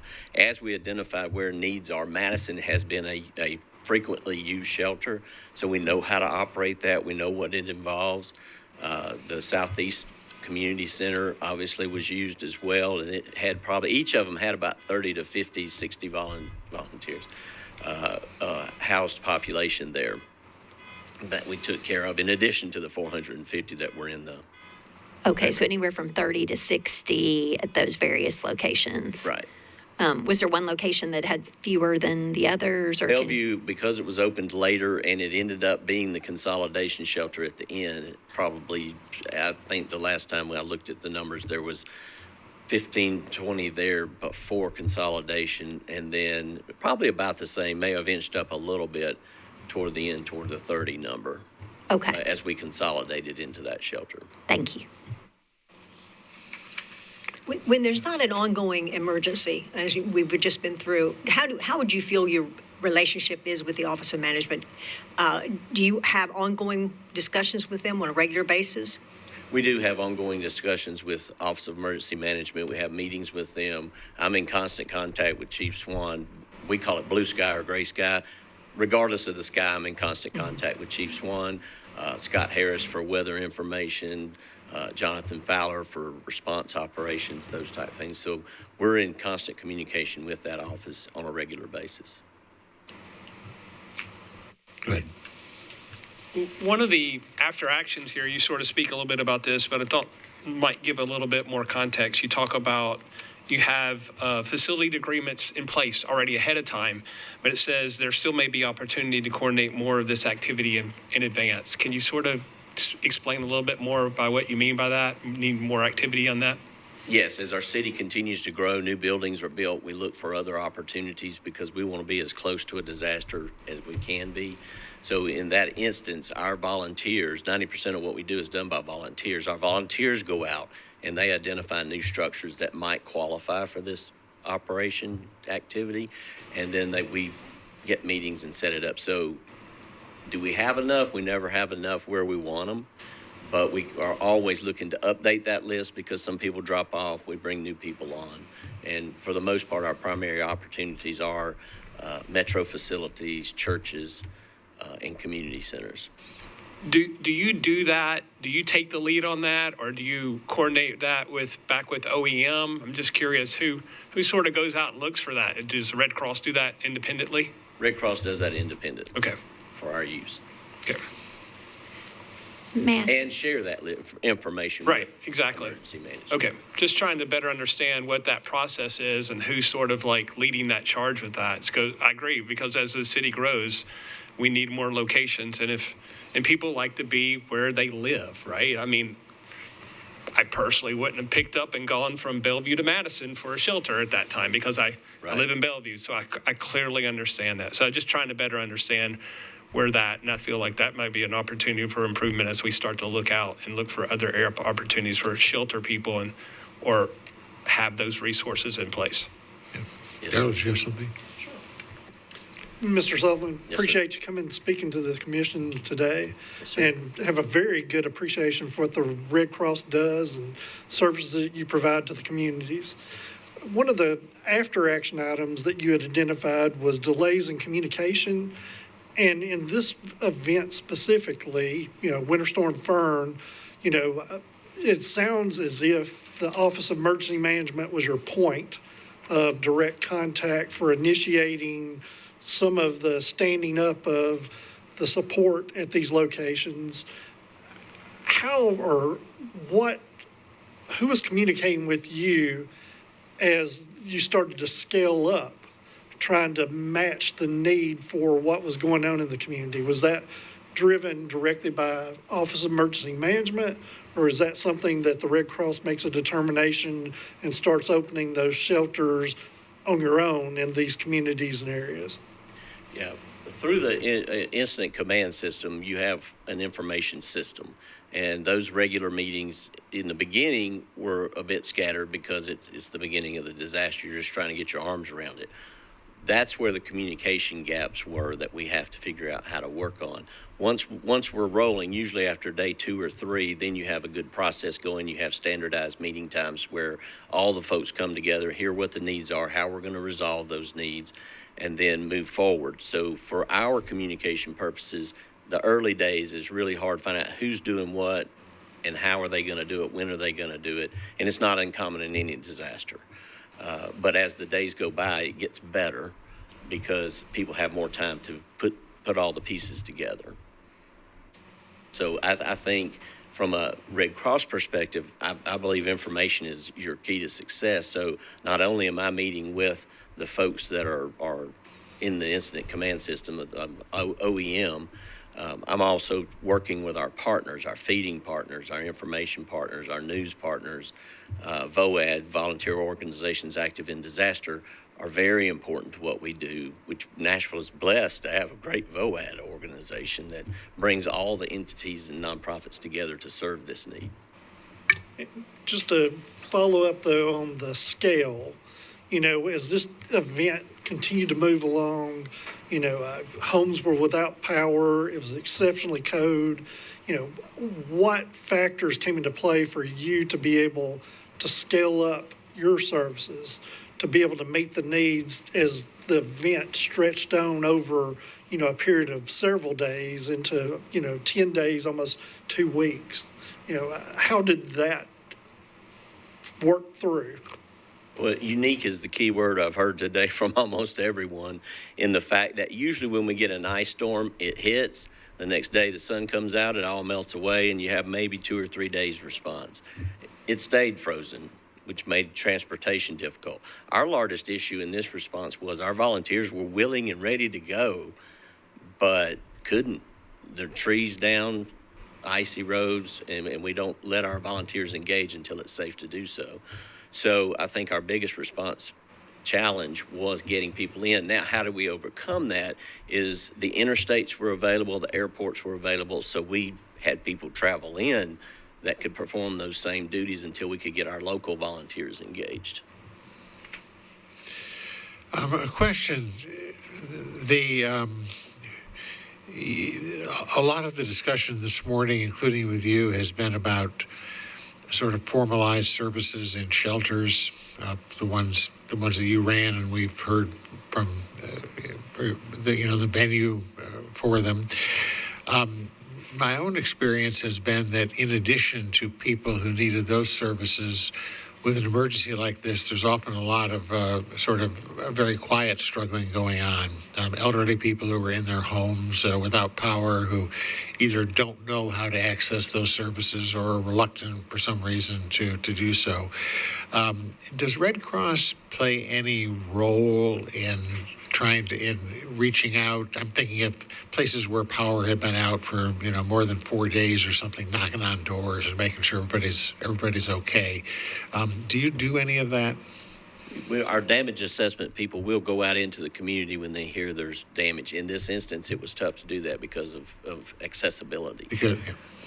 When we did find out people were stranded or needed assistance, we would pass that up through the Emergency Operations Center, and then we're blessed with great partners in this event from police and fire and OEM who were able to go get those people and bring them to the shelter if they were willing, or take supplies to them at their location so they could survive and shelter in place.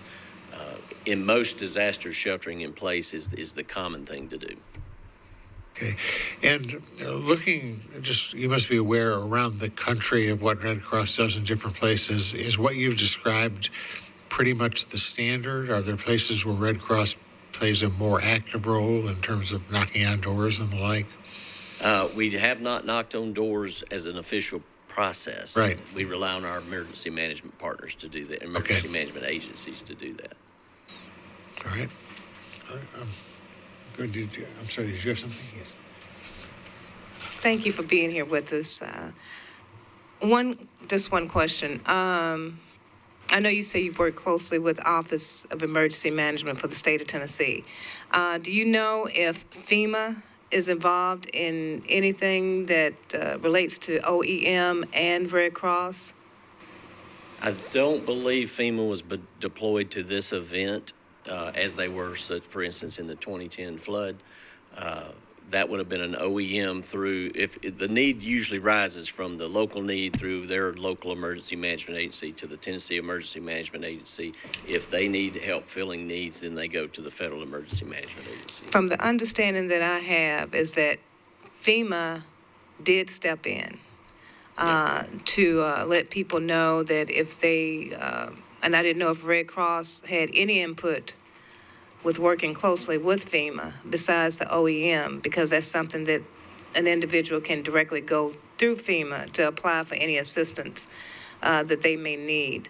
So that was why I asked that question. If you had any information, if FEMA was ever involved with Red Cross, or did OEM let you know that FEMA had these things available? Because there's a lot of things that's going out, and people have even, informed me, well, I've tried to apply for assistance, and I've talked to Red Cross, but I've also applied for assistance with FEMA, and they did not get the same response, When FEMA can provide individual assistance, referred to as IA. Once we learn that IA is available, sometimes it's after our caseworkers have already worked with them and provided assistance.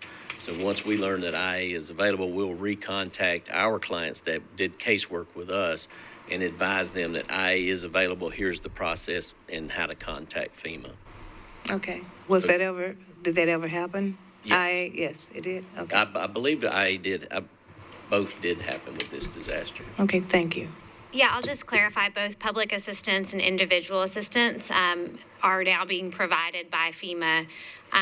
Our federal disaster recovery centers are actually open here in town at East Park Community Center, Monday through Saturday, 7 a.m. to 7 p.m. They are closed on Sunday. There's also an online application if you go to www.disasterassistance.gov.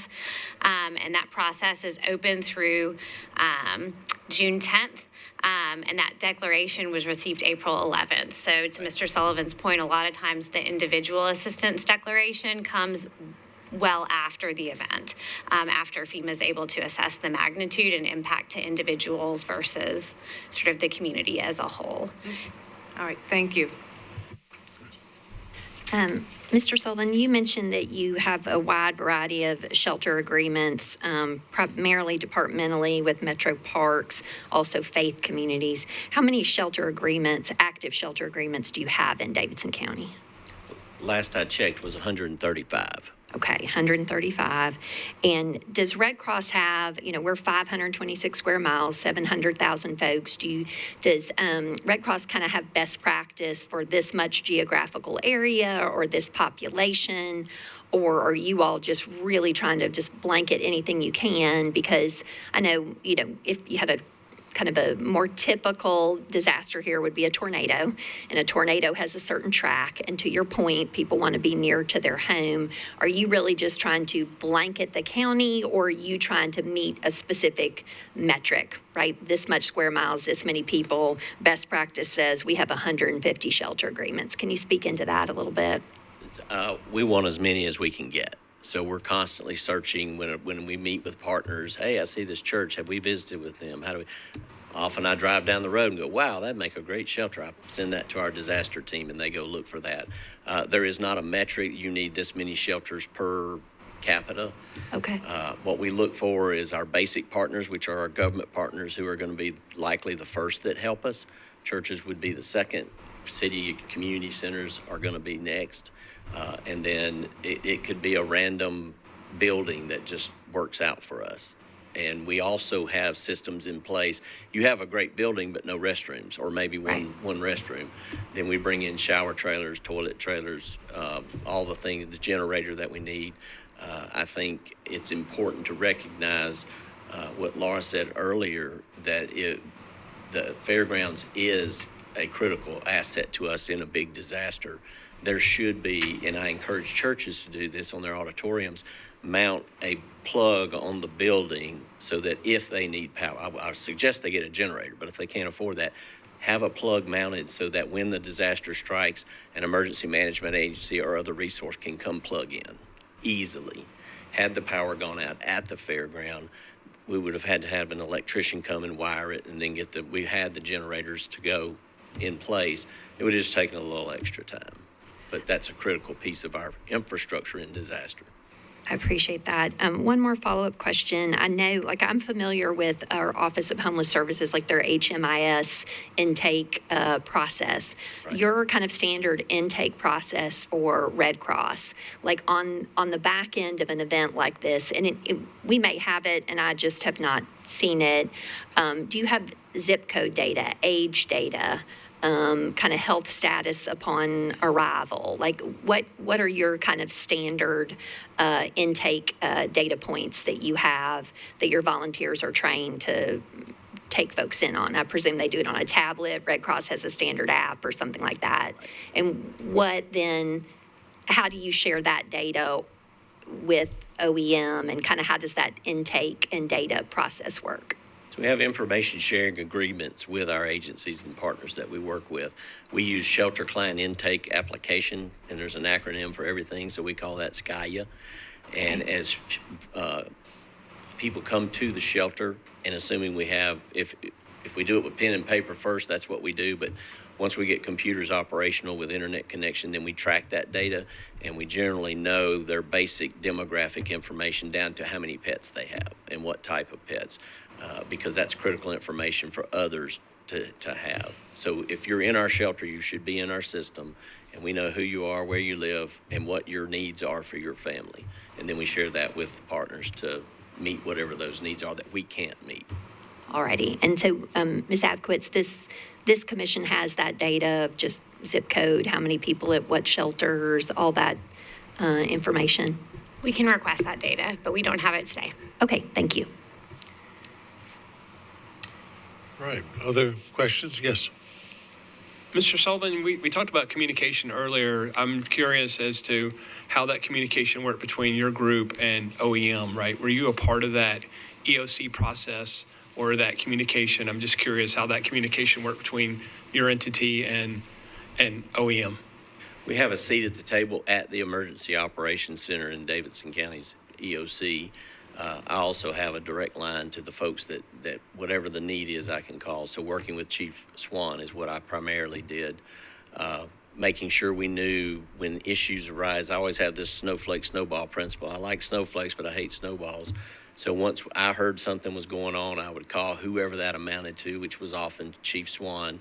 Chief Swan, here's what I'm hearing. What are you hearing? What can we do to stop this before it becomes a bigger issue? And that could have been anything from feeding to maybe we're going to have to open an additional location to when are we shutting down locations. So the communication between the agencies that responded to this event I thought was great. Okay. Were you a part of that virtual EOC activation in the beginning, like we're Metro Health, and then did you actually become a seat at the table or be in person at that EOC activation, which I think occurred on the 29th? Yeah, I was not at the EOC because our representative was, but I was on the calls that were planned. All right, thank you. Yes, sir. Any other questions? Thank you. Is there anything that you'd like to add in conclusion that hasn't been brought up in the questions, or you feel the desire to add more? Yes, sir. I'm very thankful for the partners that are in the room because we worked really well together in this disaster. I've been responding since 2006 with the Red Cross in disasters, and this was the best response that we've had as far as coordination, collaboration, cooperation. Communication always needs some improvement, but what we needed, we got done. So I think over the years, we've come a long way as a team, especially since the 2020 flood, of being able to communicate and run logistics and actions and activities with the support of our government as well. So I'm very proud to be a part of that team. Thank you very much. Just one final question. You did mention improvement. If there was any need for improvement, what do you feel that improvement would be? What would help you to have a better situation? I know everything ran great, but you used the word improvement. I think improvement in this instance would have been if the leaders of each agency could have been on a phone call early on together, because when we knew it happened, for me, I knew it was really happening at 4:15 in the morning. Shortly after that, it probably would have been a good idea to get the leaders of each agency on the phone and saying, not sure where this is going. Here's what the damage assessment is so far. Here are our predicted needs. Who's doing what? And that would have allowed everyone to respond just a little bit faster, or at least stand their systems up and be ready to go. But I haven't seen many disasters that operate like that, so it's not unique to us. Thank you. Thank you very much. Thank you all.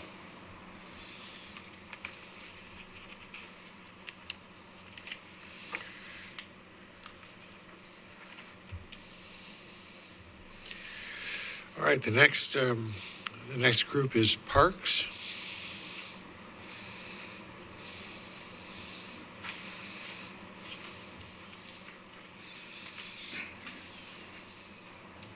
Good morning. Good morning, how are you? I'm well. How are you all? Good morning.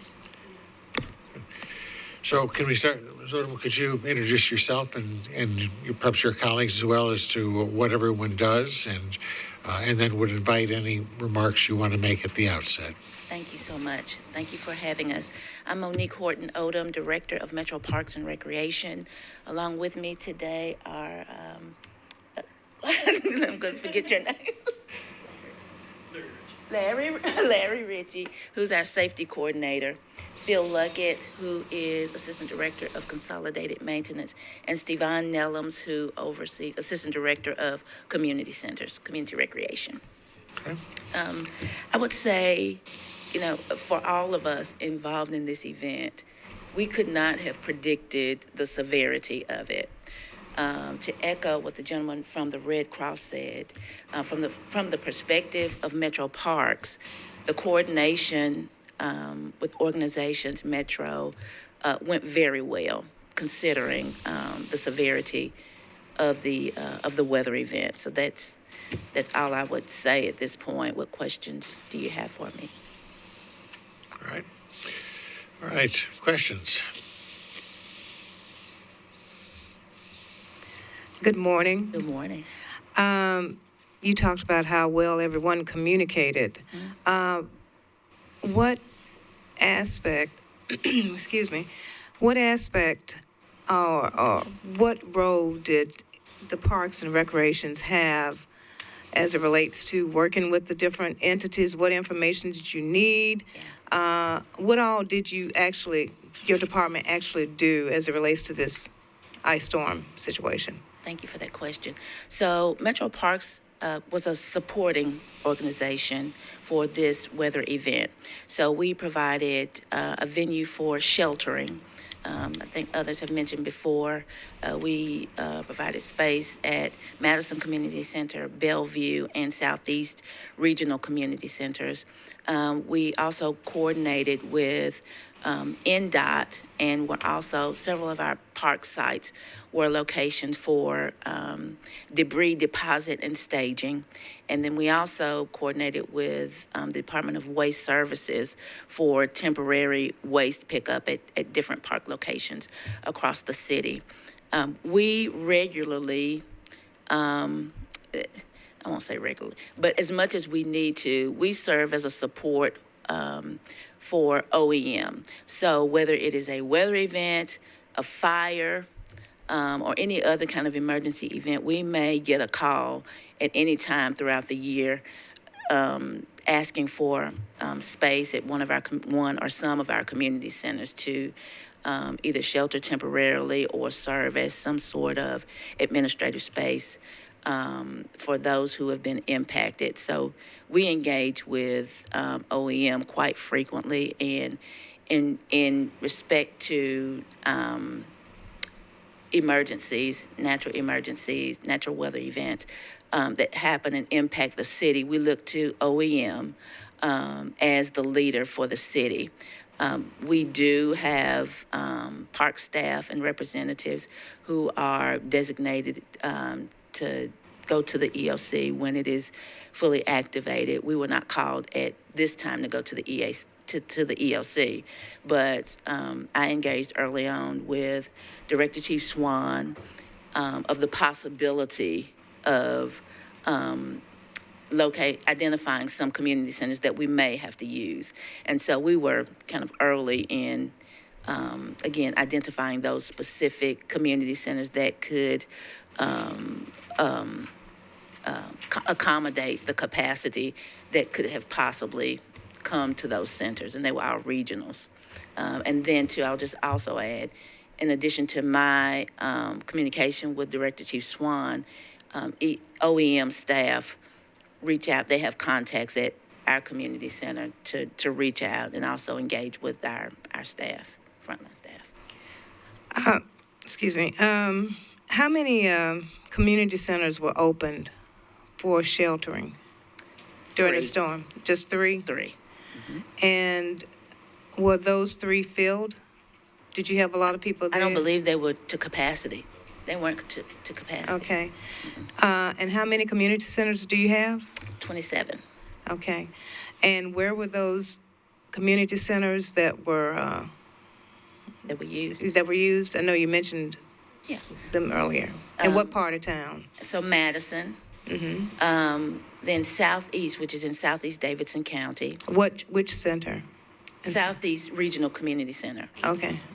Is that like Hickory Hollow? Former Antioch. Yeah, Antioch. Okay. I'm sorry. And then Bellevue Regional Community Center. Okay. So those 3. All right. Thank you. You're welcome.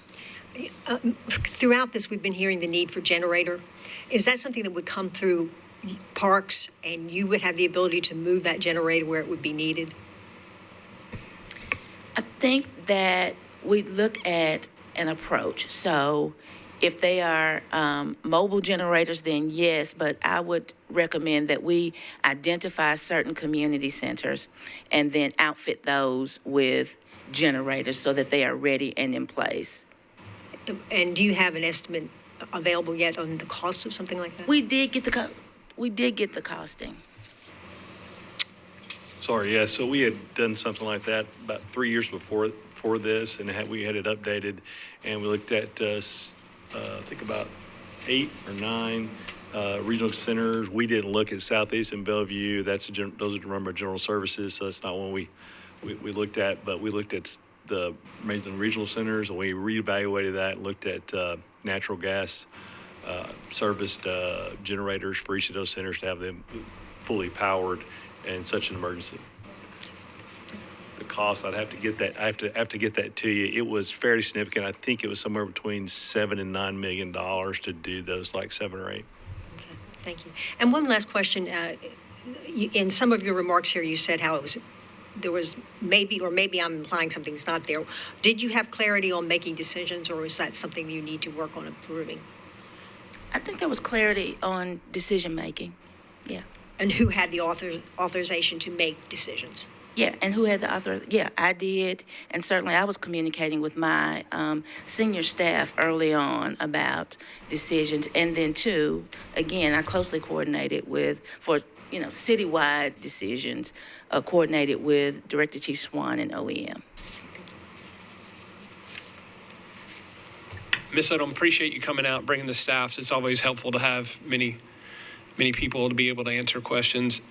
I was looking at your after actions, and you sort of talked, there's a bullet point here that says having a more formalized plan for sheltering would be helpful. So could you sort of speak a little bit about that? And then I want to come back to an EOC question as well, too.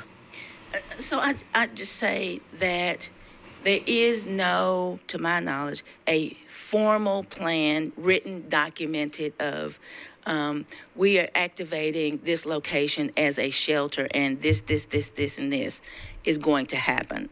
To my knowledge, that is not in place. We do, again, frequently engage with OEM and support OEM and the fire department when they have the need to house individuals for different kinds of emergencies. But something in writing I don't believe it exists for us. Thank you. That's very helpful.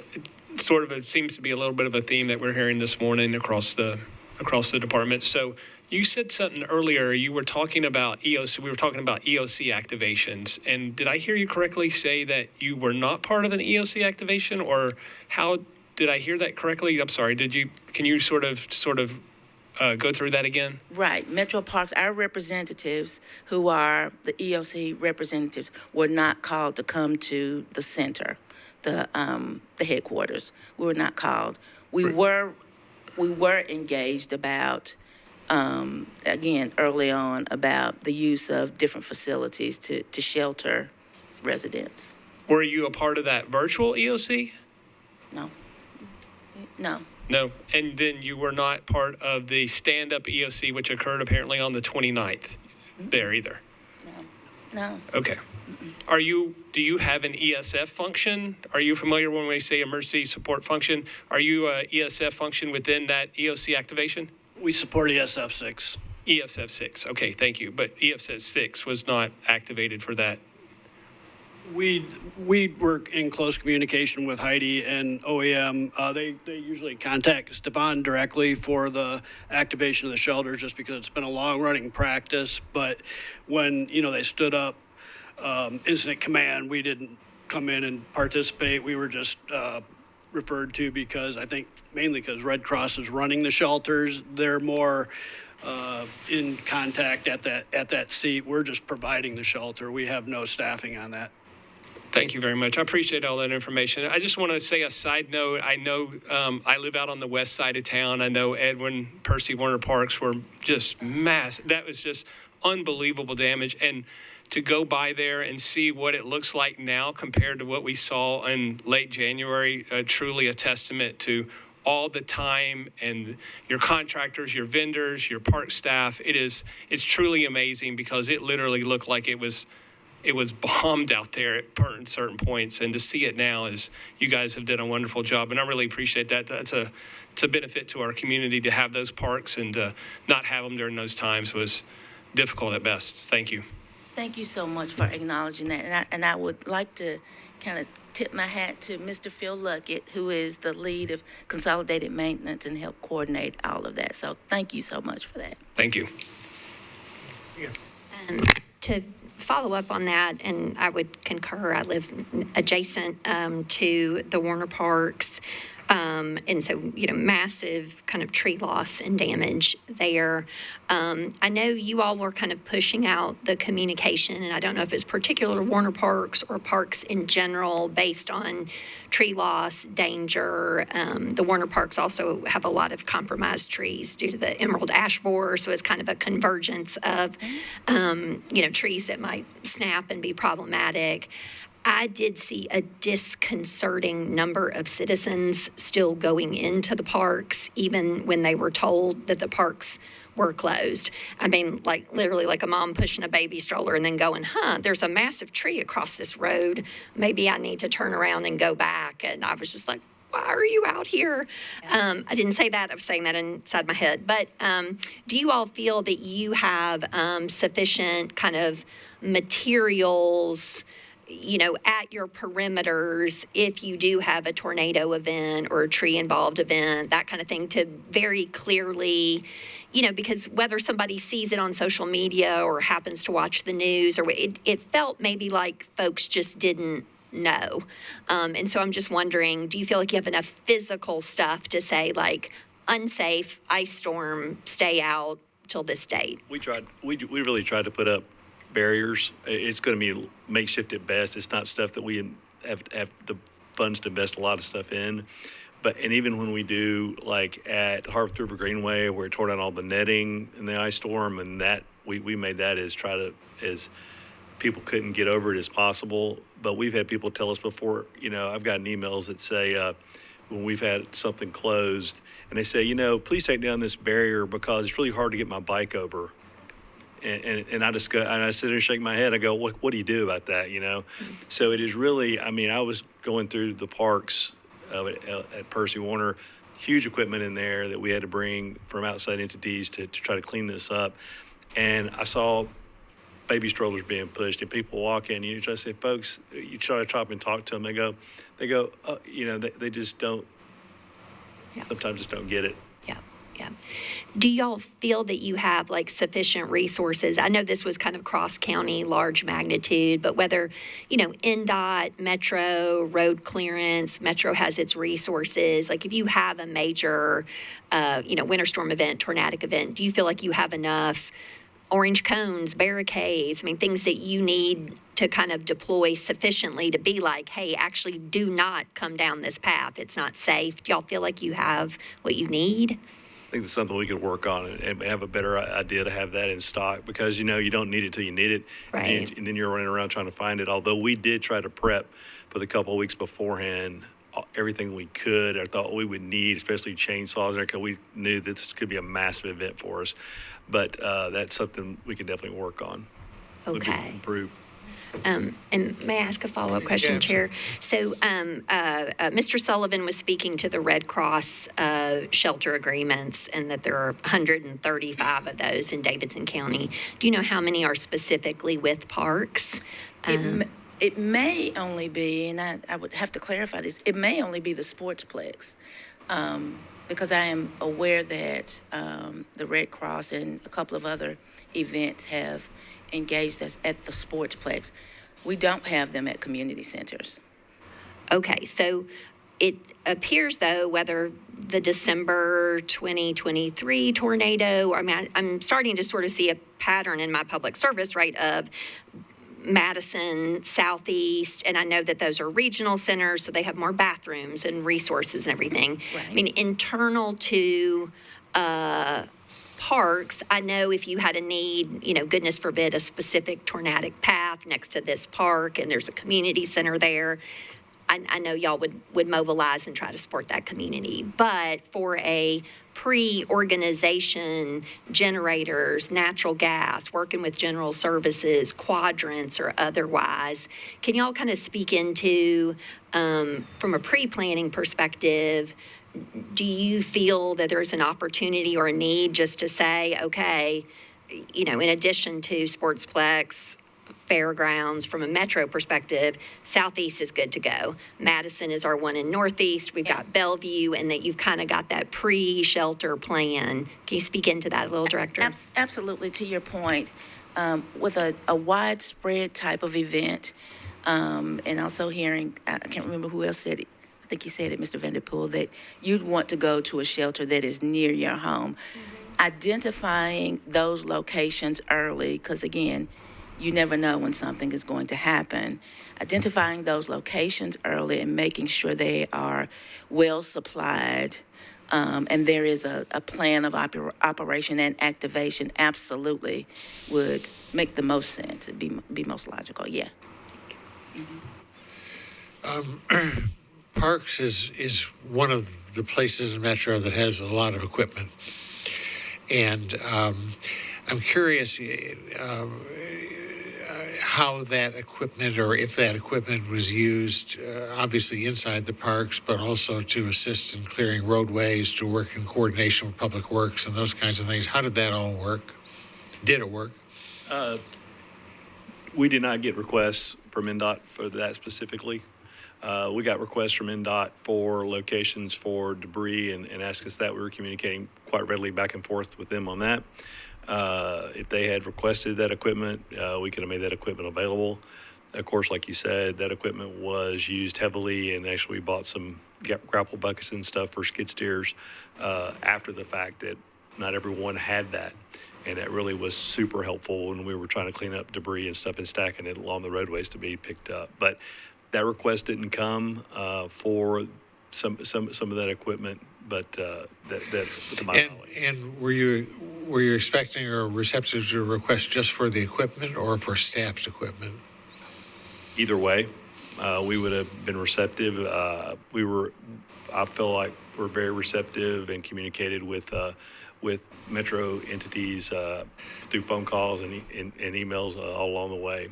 Yeah, that seems like a pretty big hole in our response. Go ahead. And I would just add one more thing to piggyback on what Mr. Luckett said. We would be receptive and responsive. For this particular event, it was all hands on deck, and we knew that, so we were willing to play whatever role we needed to. Right. So I guess I have a question. You know, sometimes we see some overlap between general services, parks. We see that in our libraries, you know, kind of had that portfolio of LEED certified buildings that were managed by general services. And so sometimes there's a little bit of confusion, like does parks manage that or general services manage that? Do you all see whether for like, you know, generators or, you know, Metro has 200 chainsaws. Metro has X number of backhoes. Like we have central fleet management. Do you see an opportunity, whether for facilities, generators, equipment standards, there might be a redundancy, but to sort of centralize that under the umbrella of general services for purposes of emergencies like this, or is that already kind of happening? I would say that so for us, two of our community center locations are in general services buildings. That's Bellevue and Southeast. Those are the two that we have. The other buildings that we have in Metro Parks are maintained by Metro Parks staff. And the equipment that we have and use is used on Metro Parks properties. So for instance, we're talking about chainsaws, we have a tree crew that is busy year round, and so we need access to that and probably even more. So I think for us, I would say that it's probably good for us to have our own appropriation, our accessible appropriation. Understood, and I was not suggesting that, like, you know, general services maintains all the chainsaws and y'all go to them. I'm just kind of wondering, just, you know, all the assets that are within the realm of Metro, because in crises like this, you have those overlaps between NDOT, parks, you have roadways. I believe someone elevated the question about access to the fairgrounds. To what extent did NDOT partner with you to help folks get to those locations? So I'm just thinking about, from a coordinated perspective, where are those synergies, I guess, is what's just kind of coming into my mind a little bit. You know, probably a plan, and as far as a disaster plan, something that we get called in or centralized or available or can be activated, something like that would probably be the easiest, quickest method on that, because the equipment, transporting it somewhere and doing that kind of thing, there's specialized equipment when the icy roads and everything. Yeah. Initial, it's that can be tough to do. It would have to be where that equipment is and more a little local to where that equipment is, so we don't have to get out with truck and trailers and stuff like that on icy roads. So maybe there can be some synergy there from an activation standpoint for us and our staff in a disaster situation. Thank you. And I'll add to that, I agree too. And then there's the equipment, vehicles and equipment that falls under fleet, and then the equipment that falls under the department. But I do, certainly to Phil's point, a disaster plan with a sort of inventory of who has what and what's available for city services is a good idea. Yes, please. Yeah. I just want to follow up my previous question a bit. Had you been asked to participate in road clearing, for example, with staff trucks, let's say, most of the work you do, I presume, is inside the park system, not on public roads. Yes, sir. Is there specialized training that your people would have needed, either in terms of, I don't know, how to handle down electrical lines or legal issues having to do with property access and those kinds of things? Is there specialized training that you would need to have to respond effectively if you had been asked? Yes, sir. I would say no doubt. I would say NDOT probably has trained their staff for many years in that situation. We don't deal with that. We don't have the trucks and equipment they have for salt, road clearing, that kind of thing. That's not what we're geared toward. We're looking at now after this, seeing what we can do makeshift-wise, what we'll maybe possibly buy and ask for down the road to be able to staff some of that to help with our parking lots and stuff like that we don't really do now, that we possibly could do better in the future. But we would have to have some kind of specialized training and have some way hook in with them to be able to do that. Because right now we just don't have some of that. We have some equipment that would help, but we don't have some of the larger trucks and stuff that they do. Right.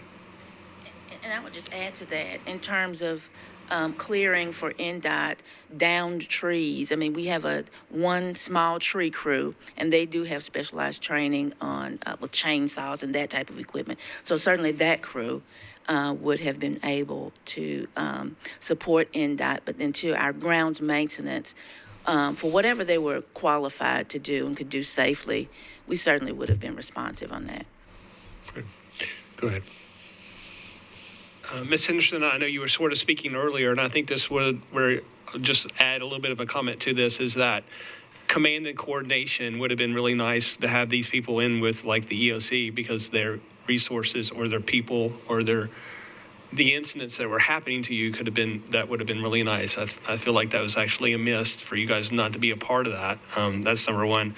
Number two is just a question. Could you sort of speak a little bit about one of your after action bullets? You talk about in the recovery process, which is part of that, reporting back on the support of the FEMA compliance. And you say that it was a little different, or was leveraging a new approach to reporting information. I'm just curious as to what that new approach was and how different it was for you guys to get that information. I think that was my comment. We were able to, early on, the initial phase of the disaster, we started communicating with Larry, who's going to end up having to compile all this stuff and send it into FEMA. We just, June of last year, got on CityWorks as a department. Before, we were pen and paper. It was not very efficient. But CityWorks has really helped us in being able to, things don't get lost, things don't get dropped.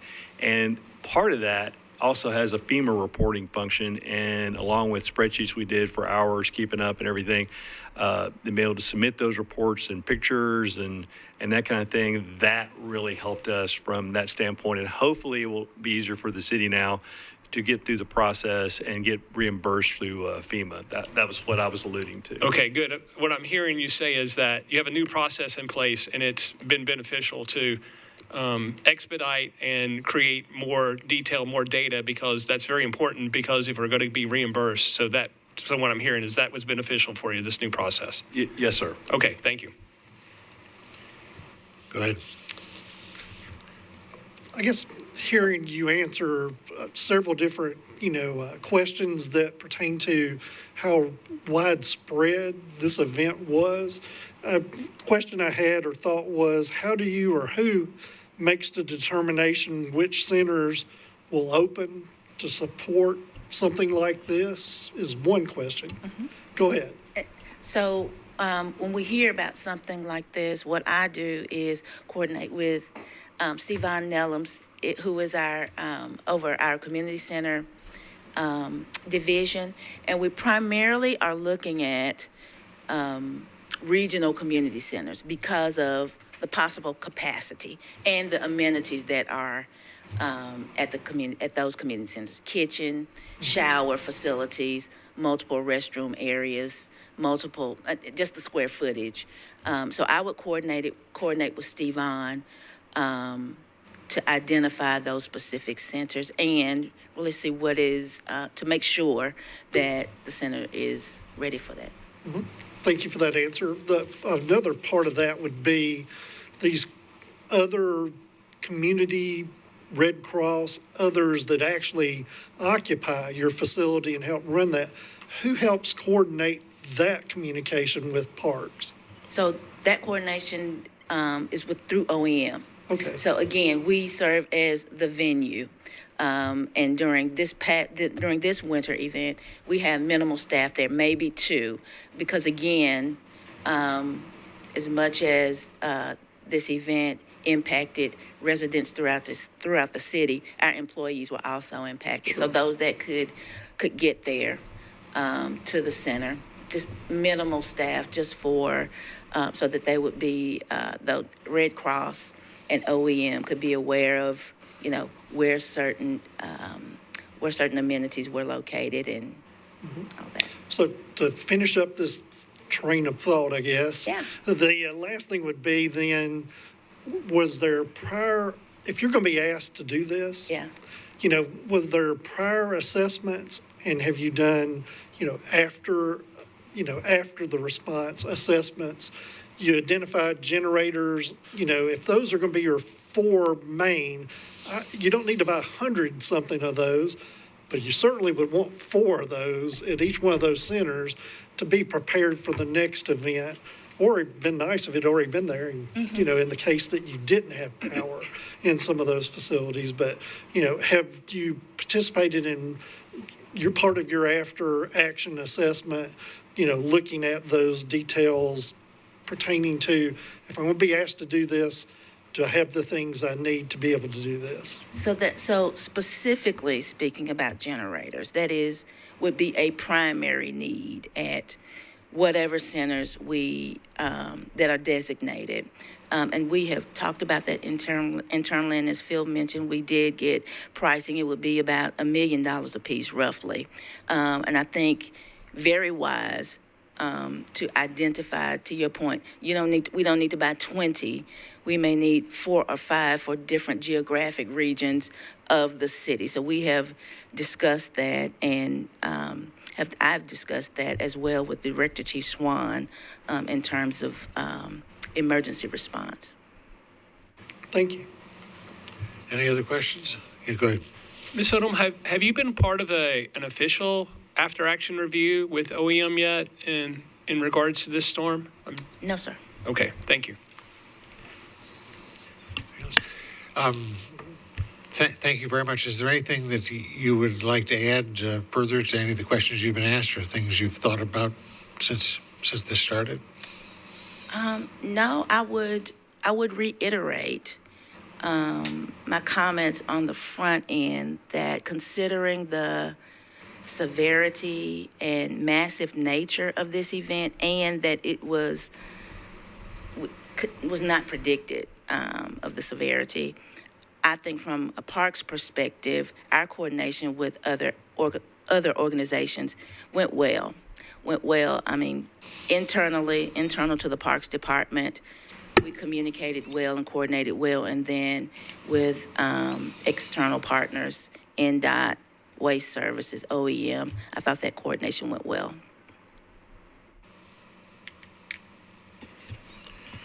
All right. Ms. Odom, thank you very much, Director. Thank you all. All right. And the final group we have this morning is out of the NGO community is Room at the Inn and their National Rescue Mission, who obviously played an important role in this process. Could you, as we've done before, could you identify yourselves and what you're doing? And how's it going? Joy Flores, Vice President, Nashville Rescue Mission. Okay. Rachel Hester with Room in the Inn, Executive Director Amanda Fernandez. Between the two of us, we have over 40 years experience at Room in the Inn navigating crisis situations. Good. And is there anything either of you would like to add by the form of introductory remarks before we have questions? Yes. I want to thank you for including us in the conversation. I think as Nashvillians, we got a small glimpse of what the people we serve experience every day. Room in the Inn and the mission did not lose power. And so I'll say it at the beginning, I'll probably say it at the end. My question remains, what would have happened if we had lost power, and would our city have had the capacity to respond? And with the rescue mission, do you want to add anything? Sure. We're a 71-year-old organization serving Nashvillians experiencing homelessness. We have 2 campuses, our men's campus on Lafayette and our women's campus on Rosa Parks for women and children. We tend to serve about 800 people a night. During the storm, that went up above about 900. And so I do have the same question in terms of capacity. Without besides the overflow shelter that is it comes online due to weather. Outside of that, there's no emergency shelter in all of Middle Tennessee that allows folks to just walk in. And so it is very concerning, especially in events like this, what we would do without the three of us agencies operating in the capacity that we did, what would happen. But I know you're asking us questions, so sorry. No, just one administrative note. I want to acknowledge that you all have not received interview summaries of our conversations with these organizations. Those conversations actually happened yesterday. And so we are trying to turn that around. And so not only do I want to acknowledge our delay in getting you all information, but also acknowledge the fact that these ladies have graciously been willing to come here on very short notice. Right. Well, I think this group is probably capable of asking questions without notes, so it's questions you might have. Good morning to all of you all. Thank you for the work that you've done and how you've helped the city of Nashville and those people that are most vulnerable have a place to stay during that terrible time that the city went through. Was there any coordination that was clear for you to prepare you all for this uptick prior to this time as far as working with other agencies? Were you involved directly or indirectly with OEM and some of the other partners such as the Red Cross, the community areas, organizations? And with that, what do you see that could have been improved to make it easier for you guys? Because we all know that you probably had to house more people than all the other locations and all the other centers. So you had a big task on your hands. So what do you feel that could have been improved? What could the city of Nashville do to make it better for your situation? Okay, so I'm only starting because we talked every day. Office of Homeless Services, Rooming in the Mission had a standard call. This is something similar that we did during COVID. It's something similar that we did during tornadoes, and we do during cold weather already. What would have been helpful for our city and for our group, I believe, is a better communication on the front end. We prior to the flood of 2010, the Mission and Room in the Inn were included in those VOAD meetings. Once we stood up a department, or we're beginning to stand up a department on homelessness, that became a single point of contact, and then they disseminated information. April was excellent with her. That is not speaking about her, but we are only as good as our partnerships, and Nashville is built on collaboration. And so we also, while we're talking about assets that the city has, what we also experience is we have donors and other resources that we also can bring to the table. And I think that would have been a helpful situation to have us there on the front end. I actually was on the VOAD calls. We were invited randomly, maybe 8 or 9 months beforehand to participate. And so I think in the beginning, they were extremely helpful just to know kind of what was going on, but it was pretty irrelevant for our demographic, I would say. We did actually get a contact for some feeding, which was great. They were doing meals at the Fairgrounds, and so we were able to collaborate with them and hand that off.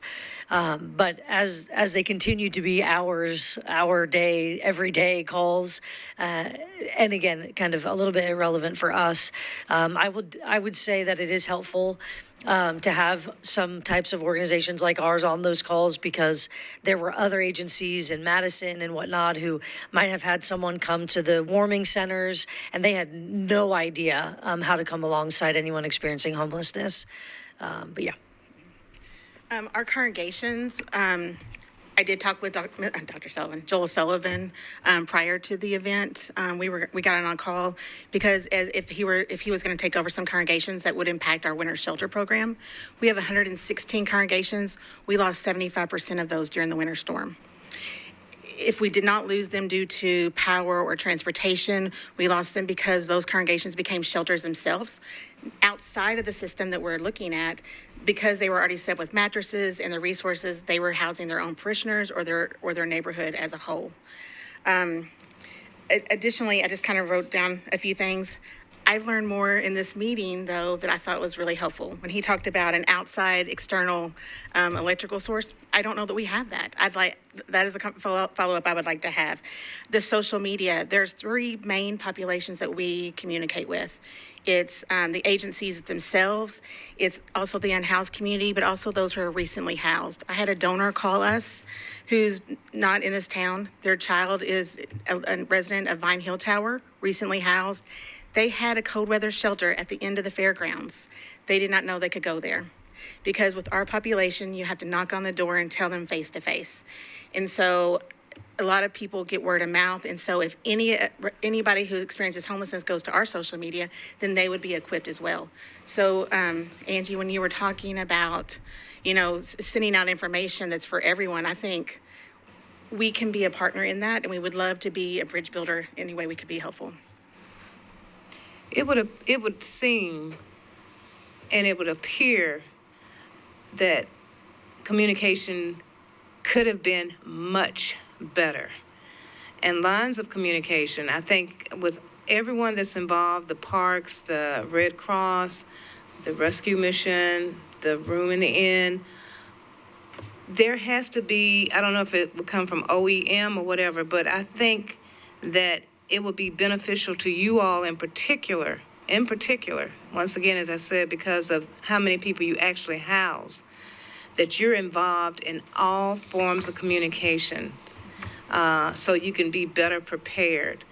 And also it'd be a good idea for you to list the things that you all need and be realistic about it so it can be better prepared. Because, like I said, you all are the main locations, and you had over 900 people to stay at that location. So, think about those things and think about ways to be included in calls, whether it's virtual or however it may be. But I think there has to be a system and a plan for everyone to be on the same page. And it seems like some were, some weren't, some were involved, some weren't, and it would be better off and better served. Like you were saying, the church didn't know or you didn't know about them having certain things or whatever. Things can't be done if there's a breakdown in communication, especially during an emergency situation, So just wanted to share that. Sorry. There are also some assets that I think Metro could help with. We are located on Drexel Street between 7th and 8th. The mission is right there on the Fayette and 7th. The transportation that people think of are the main roads for people to travel in their cars. Most of the people that we serve travel by foot. They are still traveling from the nighttime shelter, even though we did a shelter in place between the cold weather shelter, Room and the mission. Our folks didn't get information the same way. We're not living in a crisis mode the same way the rest of Nashville was because they weren't affected the same. And so they were still moving freely. We ended up calling for plow trucks and for ice trucks to make sure that there were safe passageways for them to walk. Because if they fall and they hurt themselves, our very limited staff would be a first responder. We would be calling ambulance on an already stretched situation to come take them to a hospital, only to be released and have to hopefully make their way back to shelter. So I think that's a very simple ask, is to make sure that the pedestrian areas around the mission and the room in the inn are free and clear for people. I think it would be a good idea. Have you decided to talk to MTA or WeGo and see about the transportation services? Because, they go all over, and a lot of times I've seen the buses and they're half empty, when I'm passing by them. So I think it would be a good idea that some kind of collaboration goes on, to pick up people, instead of them having to walk distances, and a lot of them are. Well, we're right next door to each other. I'm sorry if I didn't say that originally. We're just next door to each other, but that is still treacherous. And we go. You are correct, and we do have a partnership as a city to where below a certain temperature, anybody can ride the bus. Again, some bus drivers picked up people, some did not because they did not feel safe. We try to keep people where they were. That is not easy. That is not human nature. So.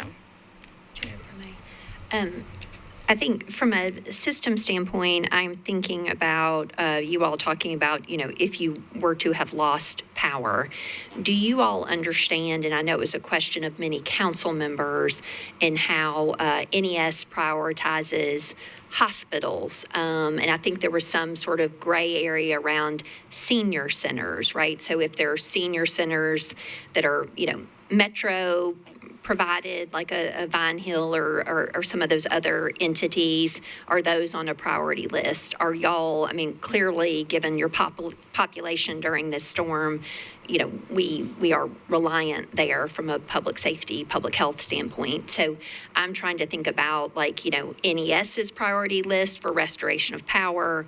Also, if Metro were to, in addition to our regional centers having, and Fairgrounds, on-site generator, if Metro, again, sort of general services were to be able to have generators that were mobile to be deployed, right, how would you all then be on a priority list for the mobile deployment of generators? You need to be able to receive that generator.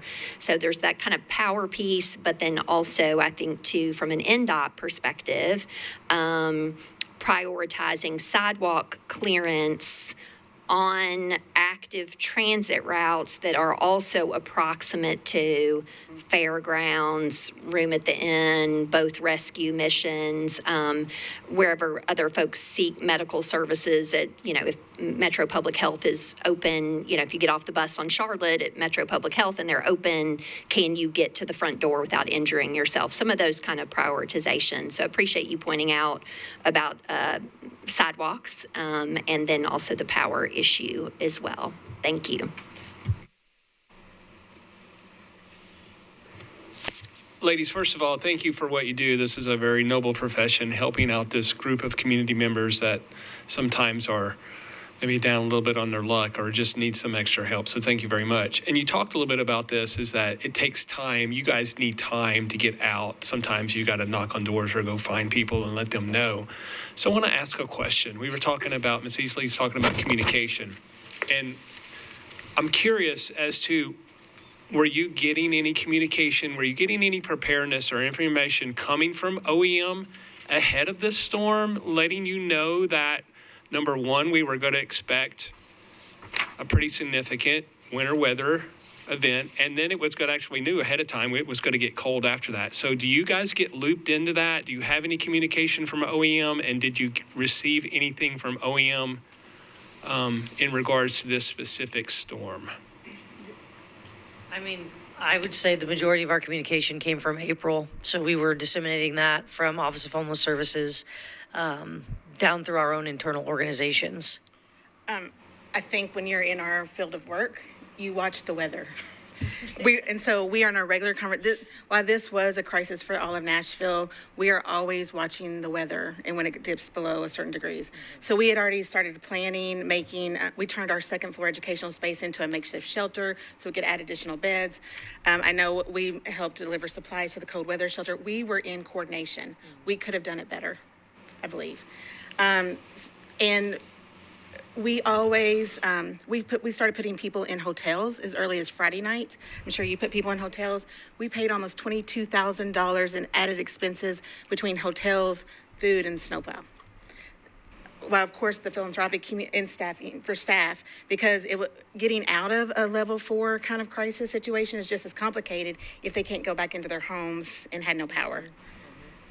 Agreed. And where I want to go back and just seek additional clarification, because I think we're going to make recommendations. But right now what I'm hearing is that you guys don't actively have a communication link back to OEM, or you don't have that? You're not receiving that information? Not currently. We have worked with Heidi and Chief Swan and feel comfortable calling, but we were not proactively reached out to. Okay, good. All right. Thank you. Yeah, and I will add also just back to the fact that this is kind of what we do 365 days a year, especially Nashville Rescue Mission. Like Rachel's saying, weather, tornado, all of that. This is kind of business as usual for us, especially when we are the response for the city. April and her team do a fantastic job running the cold weather overflow shelter, but that's only when the temperature drops below 32 degrees for 3 consecutive hours. So if it's pouring rain and it's 35 degrees, folks have nowhere else to go. And so for us, it really is, I don't want to say it's comical because it's very stressful, especially in an event like this that was so prolonged.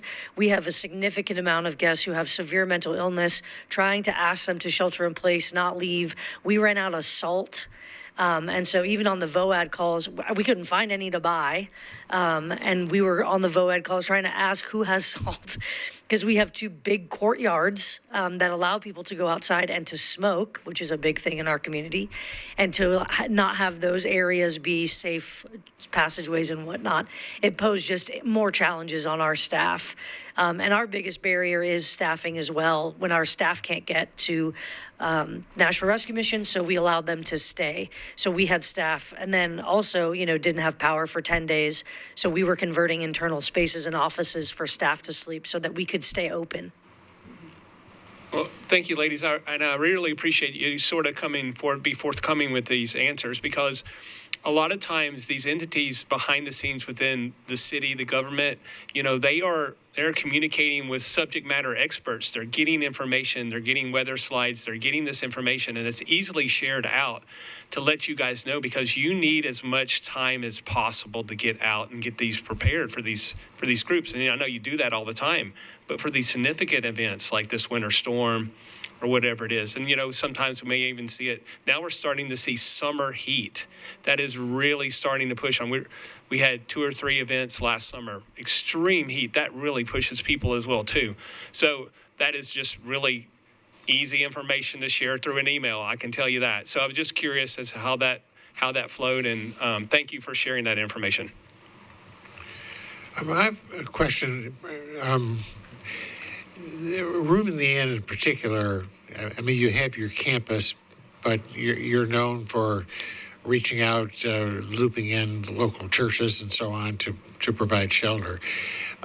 During this event, we've heard about the formal shelter activities here. Did a lot of churches in Nashville, either coordinated through you or independently, provide shelter? Just an information question. Yes, they did, for their own parishioners Yeah. and for their neighborhood. Yes. Interesting. And of the churches in Nashville, what proportion of them were involved in that way? A quarter, half? Out of the 75. Any idea? Sorry, not sure I fully understand. Are you talking Nashville overall or Room in the Inn? Yeah, I'm curious whether that's an underutilized resource that we could loop in the future in some way. That's really the question. Certainly. So of our 116, I'm sure there are better mathematicians in the room, 75% of our sheltering sites, which are congregations and faith communities, could not participate. Others, Could not because they did not participate in our sheltering model. What happened though, 3 congregations pivoted because Bellevue, for example, very far away, transportation was difficult for everyone. Bellevue Church of Christ pivoted and were able to take in their neighbors because they were outfitted to provide shelter during the course of those 2 weeks to guests of Room in the Inn. And so Eastwood Christian, they actually were able to shelter neighbors and made it to the campus to pick up guests. So they were really doing double duty to provide resources that they were outfitted for because they participate in the program. Does that answer? Thank you. Yeah. I do think it's an underutilized, but I think we would need help. How do we want to educate people on that so that everyone is served, not just they're another asset at the table, So they know when that trigger is pulled, that this is what we all need to do. Good. Well, and I love that question because, we just cut $1 trillion in government funding for poverty-related agencies. And so even though we don't take any federal, local, or state government funds, it is a great question for the church to say, we do restoring dignity and loving people so well, but how is our response going to be without those $1 trillion of money going to these agencies? So it can't just be adding more jackets to a coat drive or more pencils to a school supply drive. These are the real tangible needs that the church can really step up to. And to help them understand who their trusted partner is, to say, you know, those congregations made these decisions based on conversations with us, that it wasn't safe to come to us. And if they could serve it that way, let's do that. We want to be that partner. I think the mission would be that partner. We do have people that follow us on social media that they are interested in being helpers.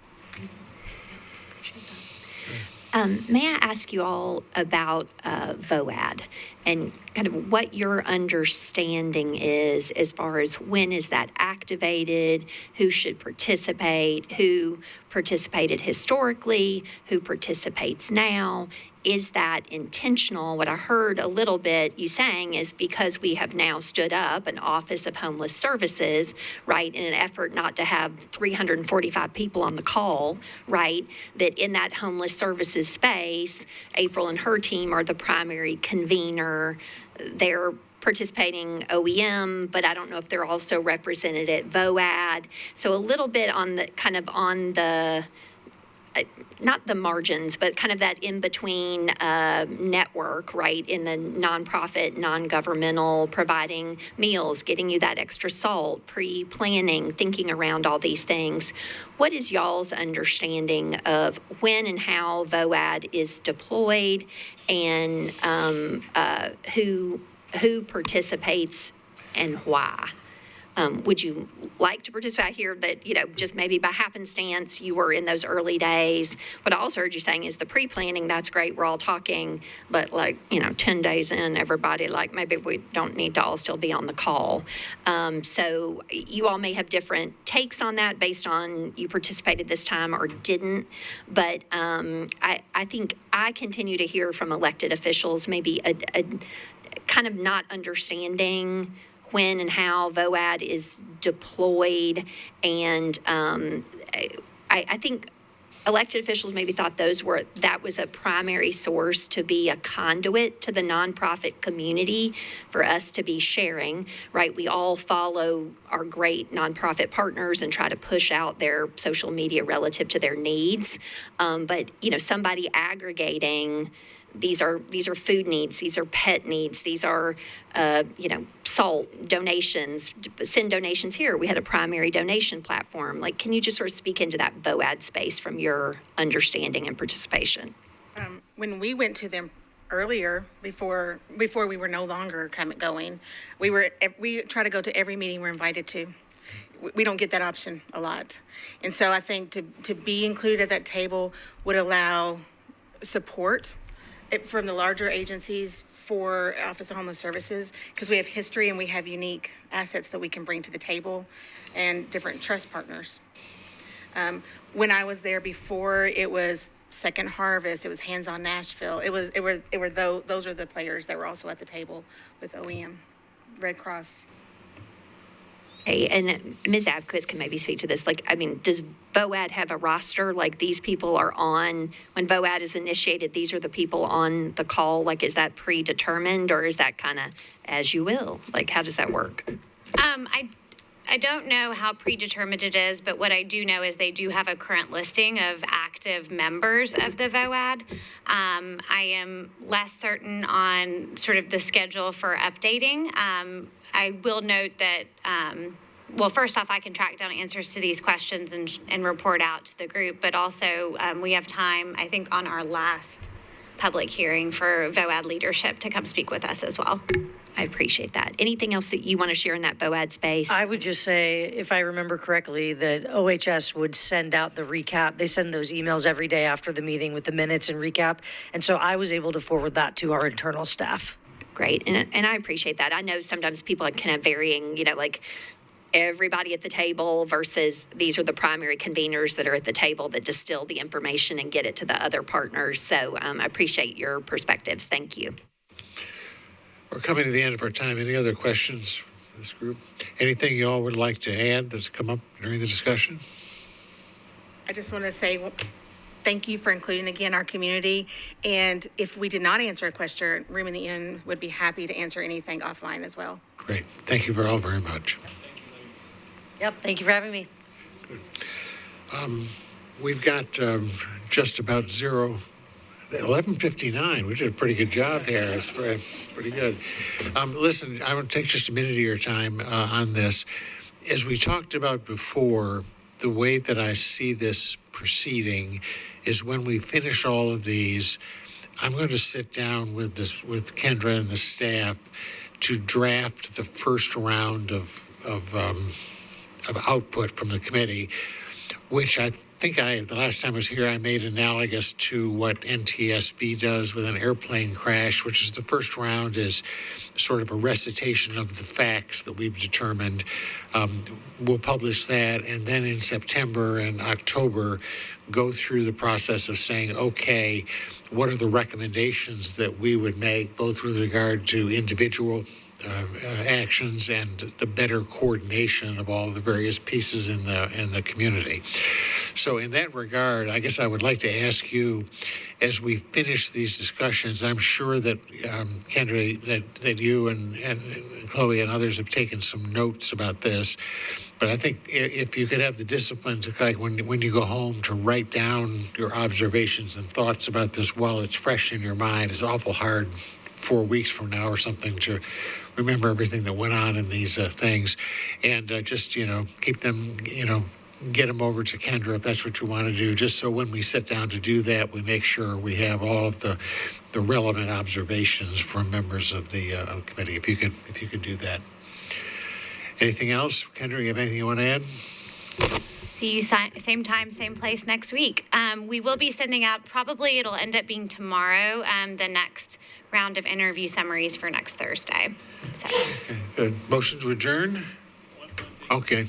Mr. Chair, thank you, Kendra and Chloe. These notes are very well done. Thank you very much. That is very helpful because I know you've sit and listened. So thank you guys. Appreciate you guys. That really expedites this for the commission. Thank you. No, I'm done, sir.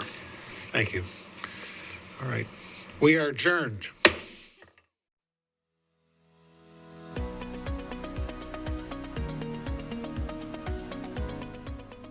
This has been a service of the Metro Nashville Network. If you would like to see this presentation again, or for more information on this and other programs, visit nashville.gov.